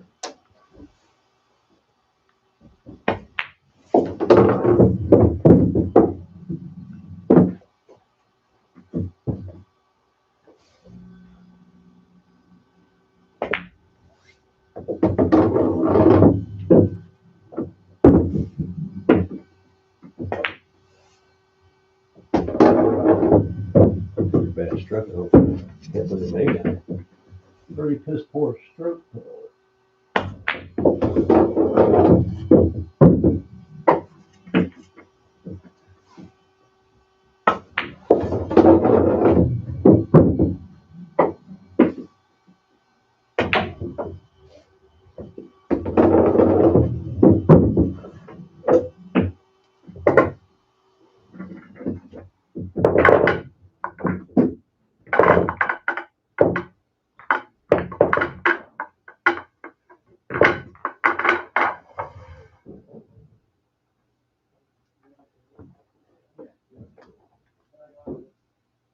Ooh, boy, racking good now.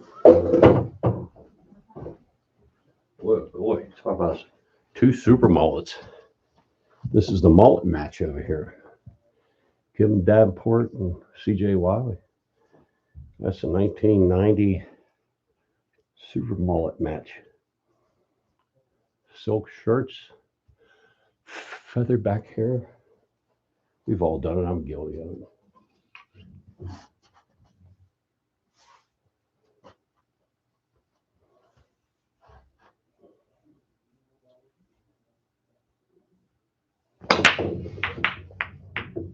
I'm missing the mark somehow. Sure.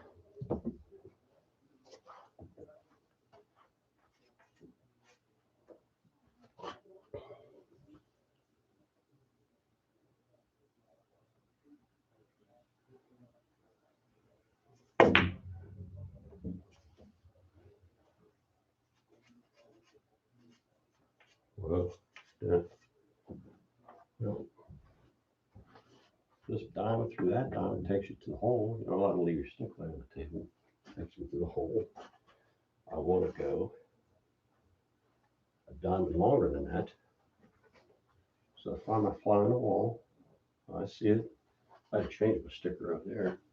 That takes me to the center of the pocket. I want to stretch it out a diamond. So I'll do a diamond long over here.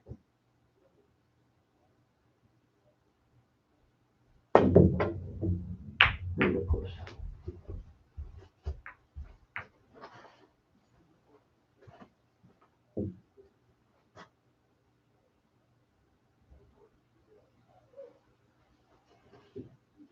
I had a mark over there somewhere. Diamond with one, okay.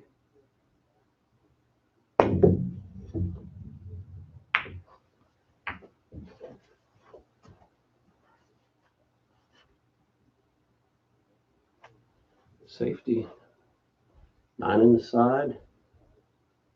Cue ball on the 7. 1 ball goes off the 9 to the left rail back over. Built-in safety play.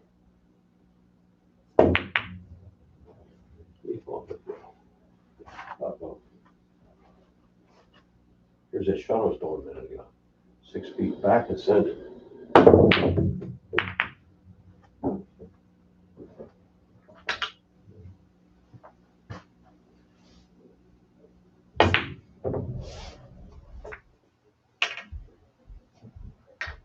I'm gonna practice a couple kick shots. I'm starting to lose interest.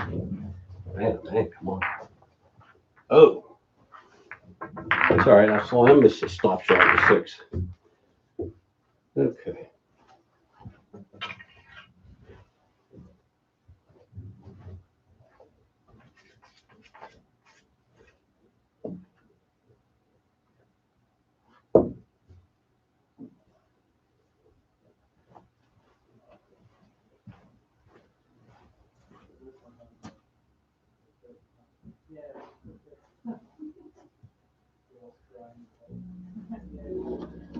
He said I gotta pack up.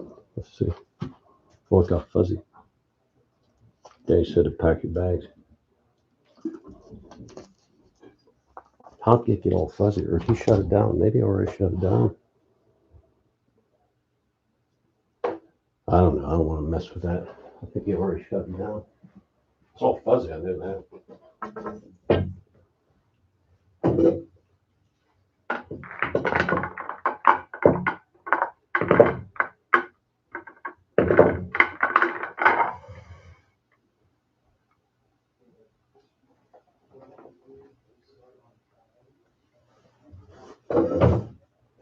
If I can turn this up a little like this.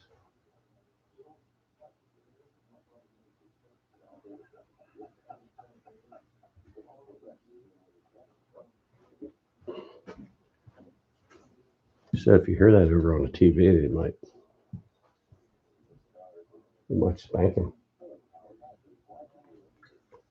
They seem like it's spanked if you can hear that hear the match here going on AccuStats. All right, now side swipe him. Draw here and across. I'll let that get away. I wasn't even concentrating. See if I can do that. Right here. 2 tips, low right.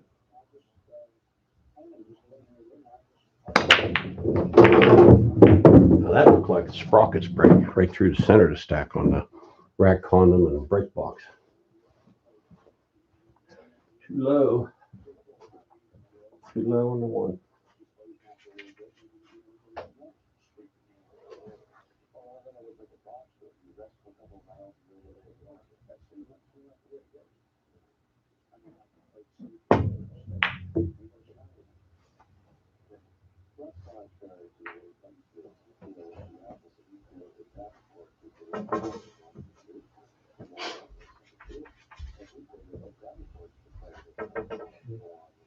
Closest set of dimes to the cue ball is right there.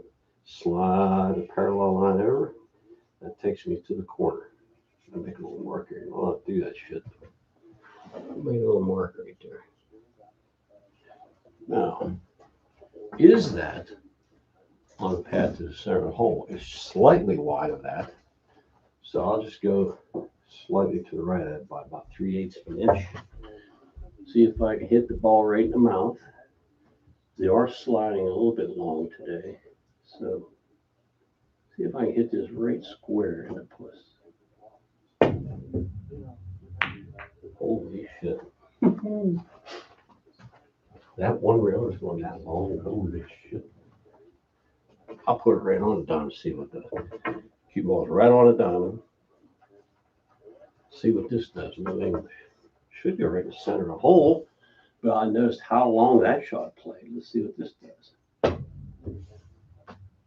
Okay, that's accurate. Let's just slip a little bit of English on her by mistake.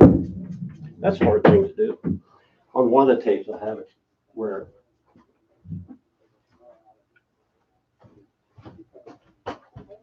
one of the videos, the hardest thing in the world is hit a round tip against a round ball against another round ball on a flat surface. You can get no on what it is.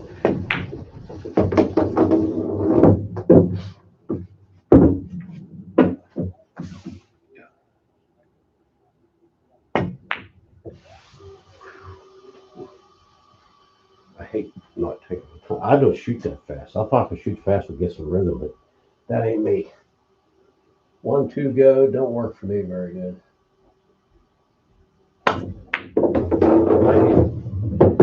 Might be kind of fun to look at it. 1, 2 go, 1, 2 go, and run a bunch of rackets. I not real good at that.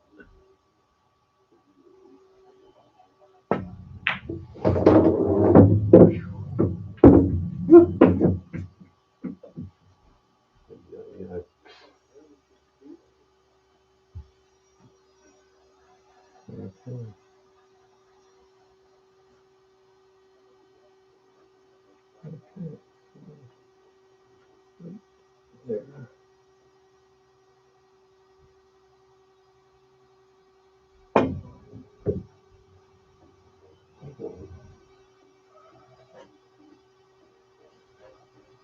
I'm just gonna miss that point down there. Just missed the booby.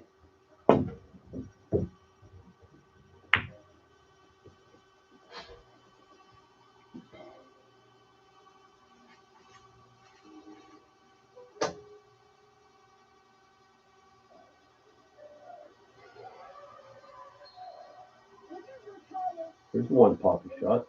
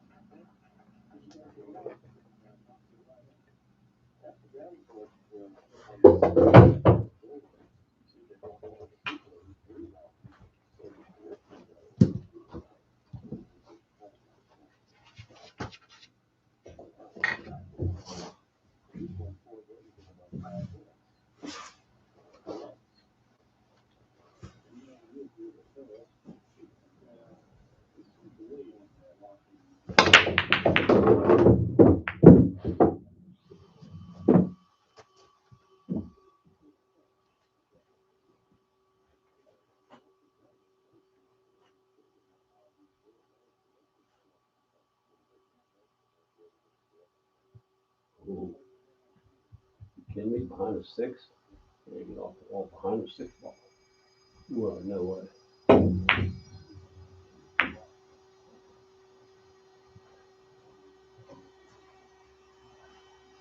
Hey, you can see their knockout punch. That used to be the way we figure out if somebody had any money. You see their knockout punch sticking out. I don't know if I'd like to be playing a match with those late 80s slacks on with the pleated pants, silky kind of pants, with that knockout punch flapping back and forth. Is that your money, or are you just happy to see me?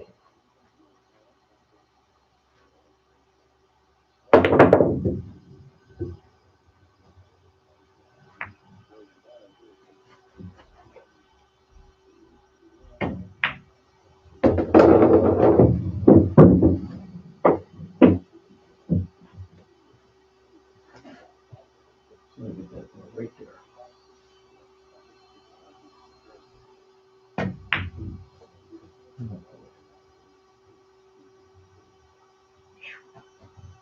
I better pack it in.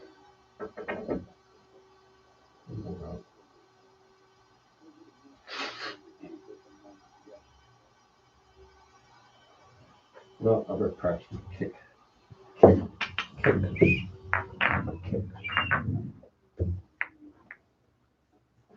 don't even know if my finger goes in there. I think it quit and got fuzzy. But from this diamond through the end diamond, let me get my marks. I'm gonna have to change my stickers. This was my winter marks. This diamond through the end diamond, 0 English.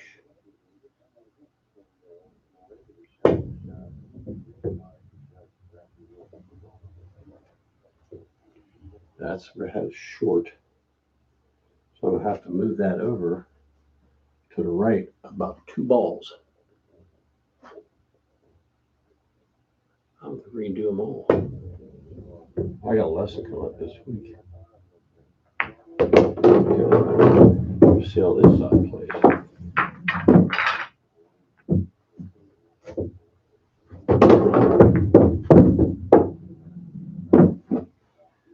Blocked up. This diamond to the end diamond takes me to the hole. Then I'm going a little bit short. See what happens on this side. 0 English.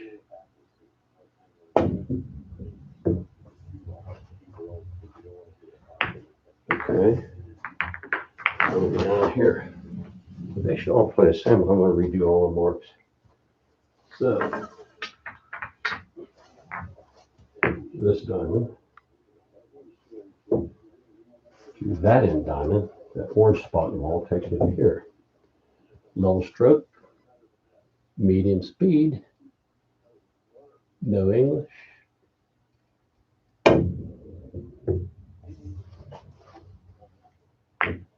Okay, now this side, say my opponent had me like this,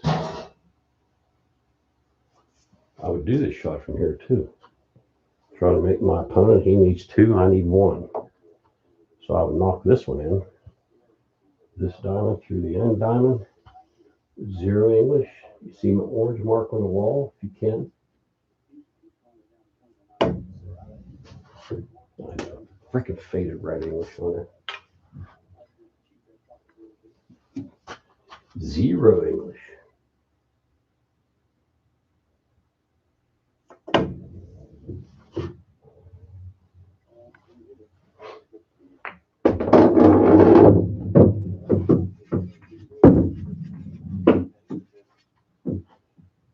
So,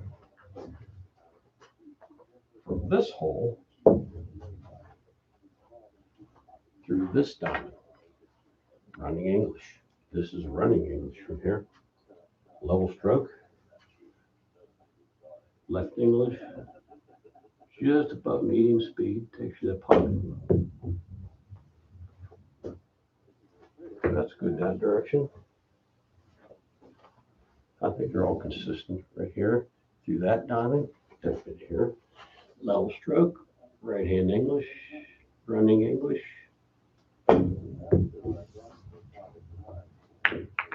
Okay, now I think they're all 4 going to be pretty consistent that way. But I may not always be on a starting point. I may be wide of my starting point. That's about a half a diamond. So my opponent leaves me like this. On 8 ball, playing 8 ball, he's going to be all hogged up like this. So this would be a kick you probably pretty much have to do. Diamond takes me to the hole. I want to go a little over half a diamond longer than that. I'm going to mark on the wall and see if I can scoop it off the end rail. Oh, that's close. So that's fairly close. I missed that by a zillionth of an inch. So this side, opponent has me hogged up this way. So I got to come a full diamond short of the pocket. So my mark on the wall, full diamond to the right of my mark on the wall. See if I can cut this in.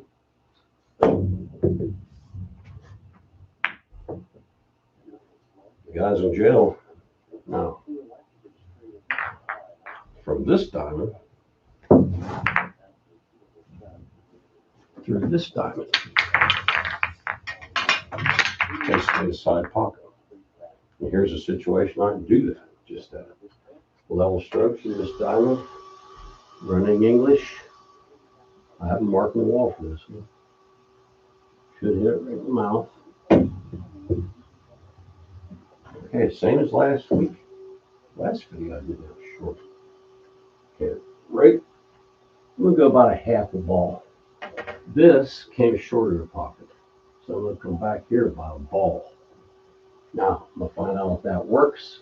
On this table today, it's still short. Holy cow. All right, I'm gonna have to come, oh hell, ball and a half this way to hit that ball and a half adjustment. Once I find it works and I hit it like that, okay. It was a ball and a half. So I look through that ball and a half adjustment to find a mark on the wall. There it is, my green sticker. I don't know if you can see it, but there it is. So that takes me to the side. This ball's not always going to be sitting there, nor is this one. But I still have my mark on the wall over there to get me to that area of the side pocket. So I disregard all this and just look at the mark on the wall. Level stroke, one tip running, smooth release, get them out. Now, this ball won't always be hovering around the pocket. Might be in this manner. So I want to hit the low side of this ball. I know it takes me to the side. I want to go about 2 balls short of that. So we'll play help cutting that in. It'd be a hard shot to put the ball here at cutting in. So see if I get the underside. Possibility to cut that ball right in.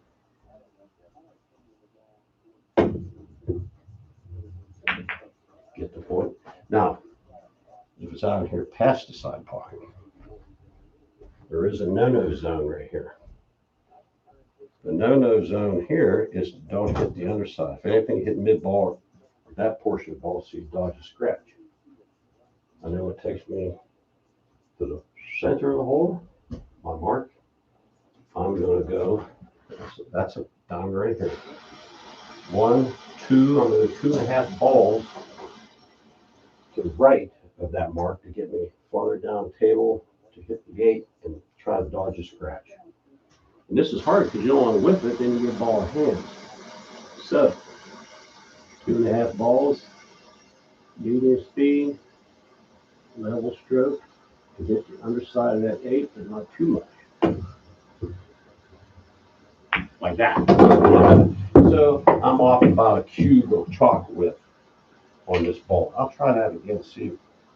Like I say, it's a never-ending game of adjustments. Now, knowing that the boo-boo is on the inside, it was scratched, I'm going to go about 1/3 of a ball more, maybe 1/4 of a ball more from the starting point.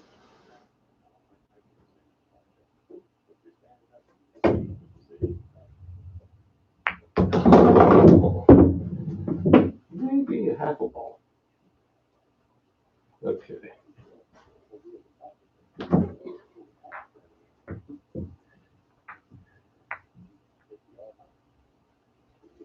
Okay, here.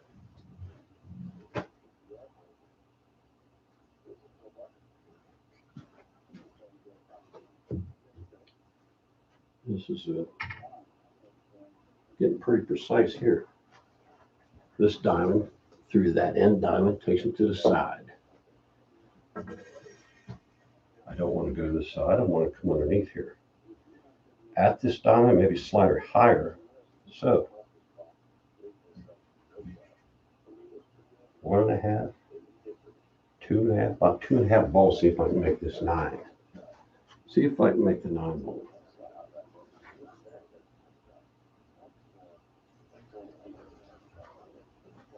No. Cue ball into the 9. What is that? Something jumped the air down there. Huh, listen.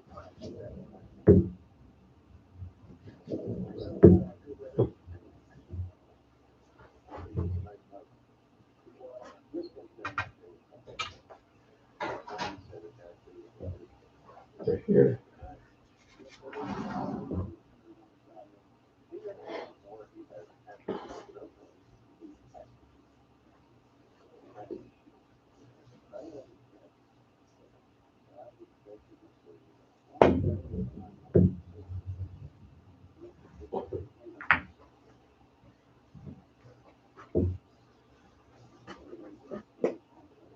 Okay, Garen told you. Oh, same thing again. Woo.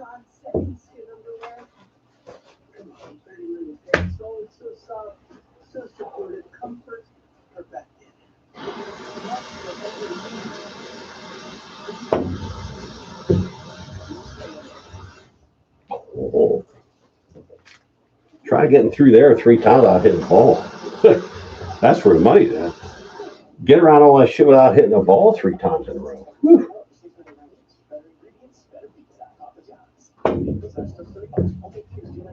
Again.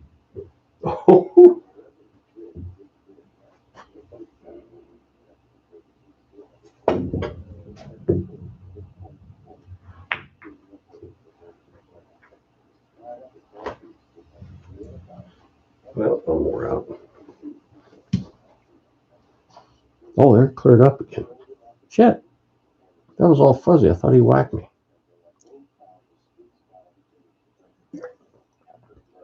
Oh, he didn't whack me?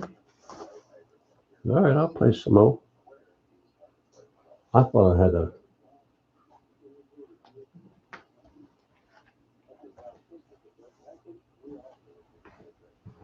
All right.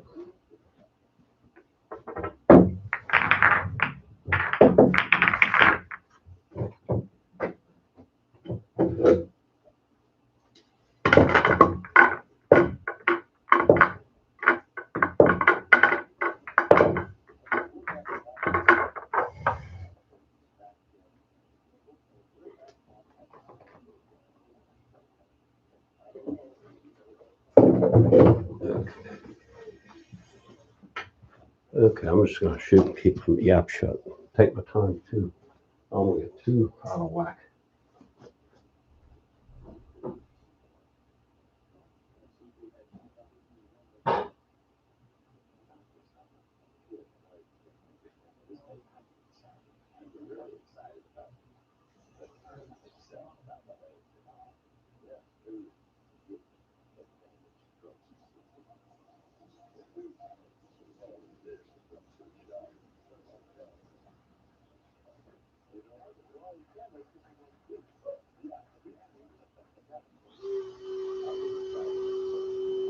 Your Yamaha's done. Like ready for pickup. Did they say what he found? What Not- the... I'm sure it was just probably an ignition tune-up and then like a carb degut and clean. I think he rebuilt them. And then Well, I'm not worried about it. He's fair. and then he also went through and Is that still going? yeah. And Oh, okay. yeah, like you can pop over and read comments too. Oh, those are comments? Holy Yeah, shit. I so- didn't even think. He said about Googling the spit guy, Yeah. and then he saw it, and then he said, "Don't overwhelm the technologically challenged." So you must have been joking about yourself. That's cool. But then on your bike, it was $830. But you have to remember, he also bought that bolt kit. Oh, and he had to do head valve cover gaskets. Oh, he's always fair. Yeah, He's always fair. and 2 brand new mirrors, and then a new hardware kit. The whole He way. found 2 mirrors. Bought 2 new ones. The hardware kit the whole way around. Yeah, so you're gonna have all your nuts and bolts will be all nice. Oh man, he's just too nice. And that should be total titties for Yeah. with I saw on Kaplan, he said if you have the original seat cover on any of these 70s inline 4s, he says super rarity because Mhm. they were kind of dainty. And it's tortoise a little bit, There's but that I one would little never spot for I my- know. For my big ass sitting on it. We're speaking of Myers, right? What's for Brian Myers. Brian Myers about performance something. Did you see the goofy reel I made for Dan's page? About Yeah, during yeah. Motor Heat with the thing with the Yeah. the gopher. hmm How'd that work? It was a couple thousand early, like in minutes.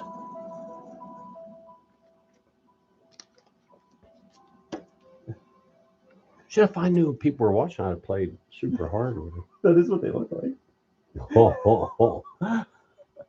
This sponsor has to be tickled with that. You should see the house that Dan and Elise bought. see. Oh, they bought a house? Yeah. They sell their other one yet? No, they're gonna list it as soon as they move. Oh, But so they bought, and then they're gonna. well, that house has been paid off, and they're gonna get good money for that house. You know, Oh that- yeah, Westmont. yeah. Taxes are what, like probably. No, because he's Upper Yoder. Oh, he's not in there. Yeah. Hey, do you have a piece of leather? Well, here, let You me. feel this on here. That's not too bad. This. Well, I though, just wanted to Did you want get this worked some- over a little bit? Yeah. Do you have some gray? Do you have your twig over here? Let me hit with that, and then can you buff the edge of that and do This, yeah, over there's my twig. You have that gray. Bring some gray with you. I can just get this straightened out with a little bit of gray. I was dicking off. I thought that was it got fuzzy. I thought you shut it off. It got fuzzy, then it cleared up. It's the internet. Yeah. Okay. All right. Sorry. If you were watching, I was fumbling around like a monkey banging a football. I'm gonna see if I can bear down because I don't want to get too out of whack. It takes me too long to recover with this bent up stroke I have. Okay, low right. Aiming to bank the 3 back here. Over there. Dig, dig, dig, 2 tips. Pull to the side rail.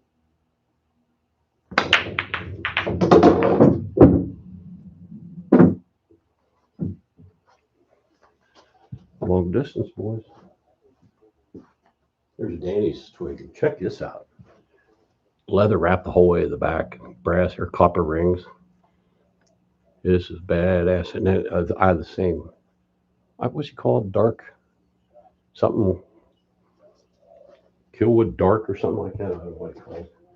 Oh, I'm jacked up over here. I don't know if I'd push from here or not. Making a shot adds good content though. Pushing isn't interesting. But for the cheese, I'd push right here.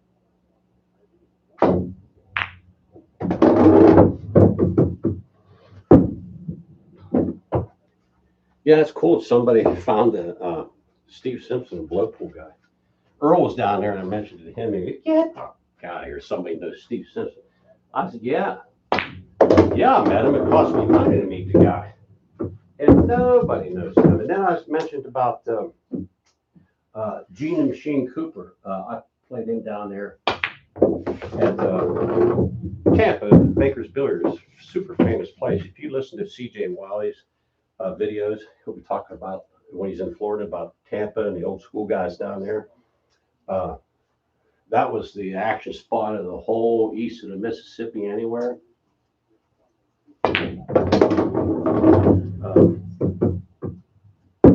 Got it done. Oh, this, I like this. It's nice. I just showed him your twig. That should hit a lot better too. Cool. Oh yeah, it looks even looks better. Let me see.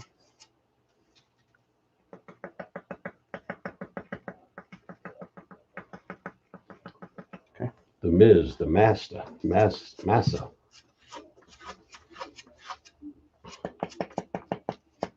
Boy, yours feels nice. So.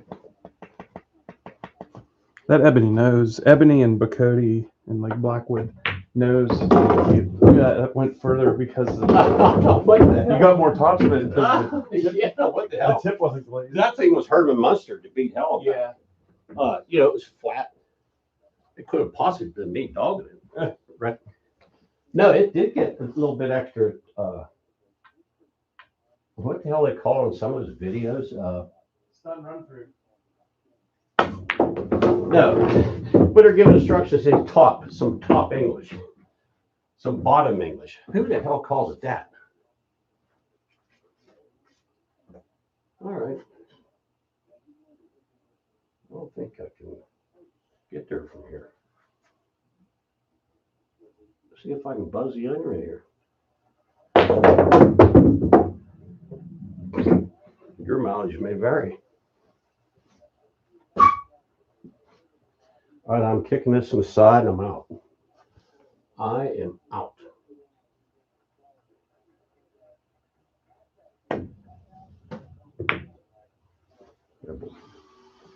Gotta get under.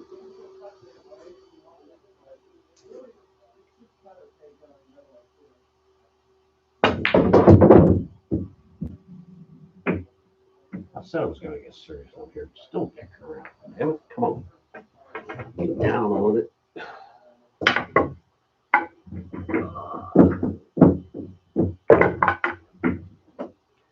Oh, I was saying about Gene the Machine Cooper. Earl was down in Johnstown. He was saying about there's a guy from Seattle that backed a lot of players, and I go, the attorney John. He goes, yeah. How do you know? I said he backed me. He goes, who are you? Where do you live? You know, he never heard me. Doesn't give a shit about me. But he says about Gene the Machine Cooper. I was down in Tampa, and this is the middle of the freaking night. I get on the 12-foot snooker table. This is 70, 75, somewhere in there, 6. And then 12, I never saw a snooker table. I got to play on a snooker table, 12-footer. So I get on that thing, and I couldn't quit. I loved it.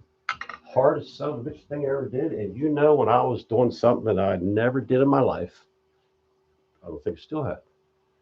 I was using the bridge on a 12-by-6 snooker table, shooting the ball on the side. Now think of that. I got the bridge out, shooting the ball in the side pocket. I said, this is a first. It may be the only. I'm stretched out, trying to shoot a ball in the side pocket of this ball. So I got really doubted. And the much English I used, and I squirm and dig and gouge on the cue ball, I could squirm these balls into the hole. And this guy's looking, watching me for a long period of time. And he says, are you going to play in the payball game tomorrow? I go, I don't think. He goes, no, there's a payball game. You playing the one today? I said, no, I watched them. And it was Jimmy Reed and, a lot of those top players back at the time. Corella. I can't think of the others. Louis Roberts wasn't in that. Bob Ogborn. Those type. Look those guys up. And there's another Corella, Mike Corella. I think he got killed down here. When we were down here, he got killed. Not in a car accident either. It was cement shoes. But I got watching that game, and then this guy says, I'll put you in that game. And I said, oh, no, I can't play with those guys. You know who's all in there? And started naming the guys, and I'm looking at Billiard News paper. I'm looking, there's that guy. I said, I ain't getting in the game. Look, these guys are on the. He says, I don't give a shit. I'm backing you. You're in there. It was 5. If you don't know what payball is, it was 6 ball on a snooker. And you play 2 through 7 is what the number. Then I don't know what it is now. 2 through 7, $5 a ball, so that's $25, and $20 on the 7. And I said, oh shit, I was scared to even listen to that stuff. He said, but I'm telling you, you can get in that game. So he puts me in the payball game, and this son of a bitch started like 8, 9 o'clock more. There was guys waiting to get in. This son of a bitch went on all day, and I get in that game, and I'm doing well for shockingly well for hours. I was so nervous in the beginning. But then I'm thinking, hey, these guys are missing some of this stuff too. And I said, I can make those balls you're missing, So I got comfortable. And to get me comfortable, that's when I could put hurting on some people. But I'll play so very little that when I get a little tight, I just make a lot of mistakes. If I did that often, I was always too busy making money to go out and do that. But anyhow, it was nice when I did. I'd play for hours. I was up a few hundred. I was down a few hundred. And he told me, he says, you was way up. Now you're back to even. What do you want to do? And I said, let's just get out. I said, if I'm even, I played however long with those guys. I said, I'm doing cartwheels out of this joint. He said, but I think you can get the money. I said, how about we just call it right here? So, plus I was tired. I was up all night on that snooker table. But I said, I'll be damned. I played in a payball. Never was on a snooker table.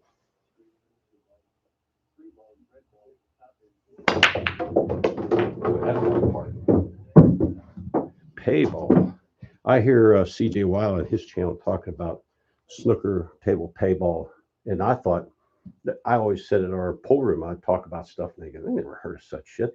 But that's nice when CJ's kind of reminiscent from the 70s and 80s and talking about it. It it clears me from sounding like I'm so full of shit my hat won't fit.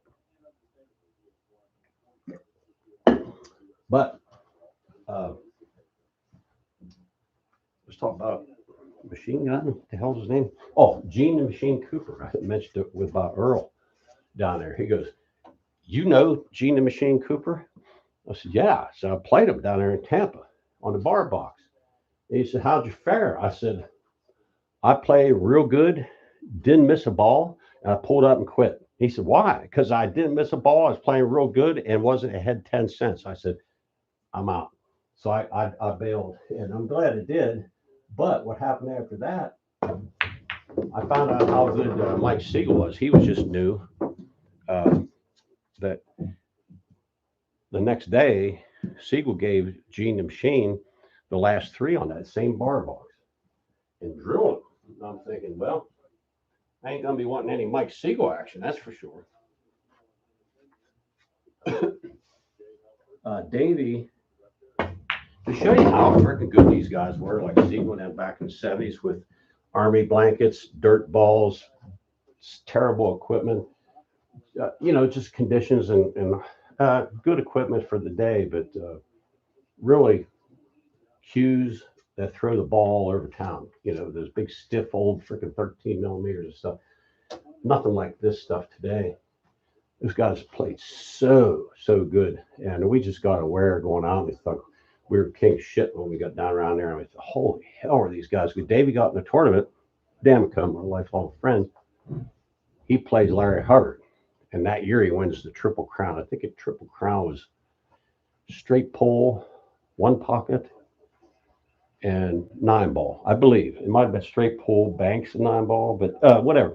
The Triple Crown, whatever that was.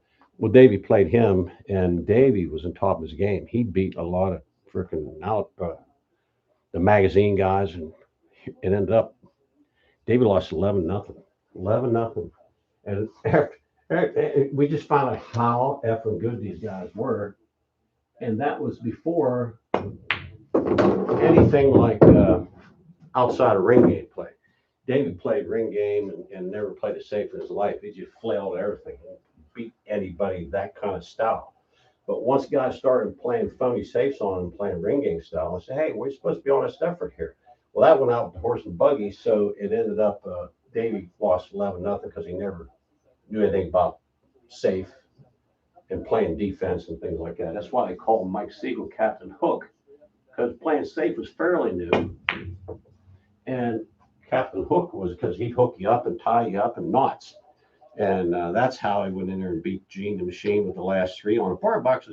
Box is pretty tough, but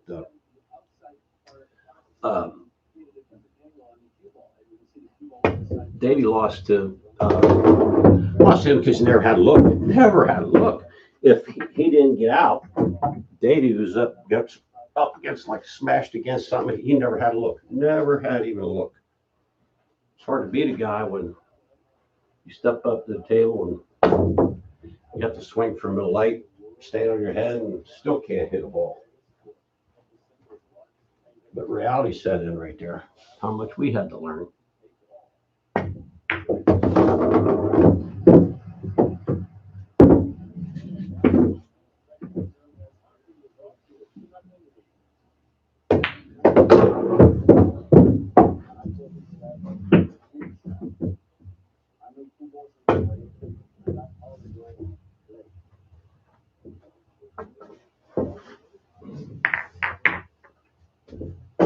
Mike LeBron doing trick shots.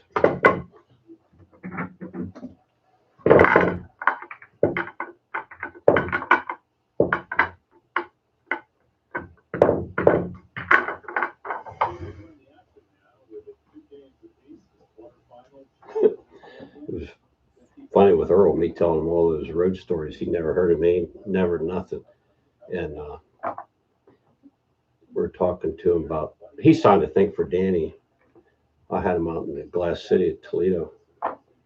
Danny was 9 or 10, and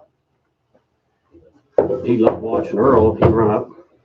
Earl won, beat Johnny Archer in the end for the first time in 2 years, Strickland said. Dan would run up and says, gave him a handshake and good shooting.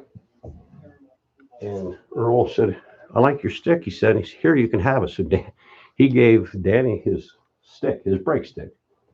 And he was a big smile on his face, and he signed a little card of ours from the pool room. Signed it from Earl, and then he has a little thing sitting right back there. Little thing that says from Earl. Then in the magazine, we have a magazine that says, to show the consummate professional, Earl gave an on-looking youngster his cue stick. And so we had receipts that he actually got it from him. We still have all that stuff.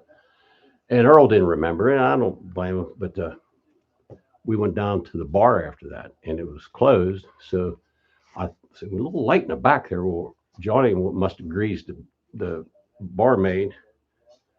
And we went in and said, here's a 20. Could you stick around a while? And Earl come down. We didn't know at the time, but me and Danny were on the bar box going nuts. He's running around at 9 or 10, running out. And I'm doing my stupid stuff, wing shots and shooting balls in with my nose. And I didn't know Earl was standing there watching.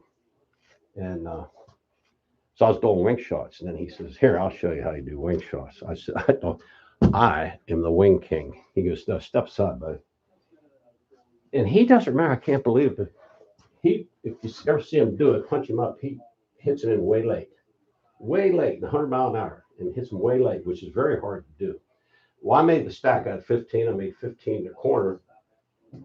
But, I'm cutting them in from out here. But I shot 1 through 15 in order, made them all. And then Earl Commerce, give me that stick. Doesn't even have a stick. He grabs my stick.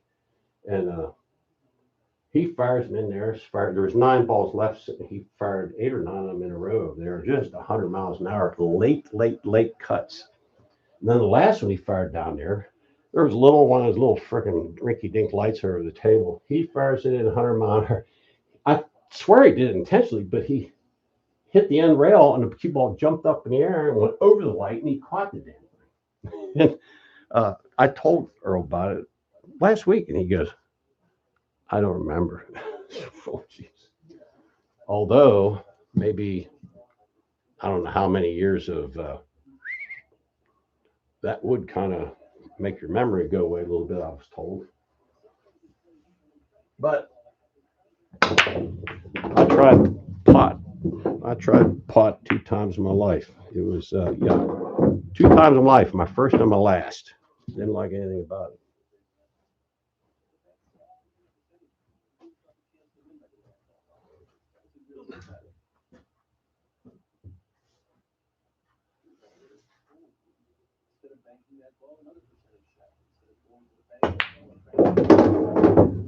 Was there any chance Eric would get mine done?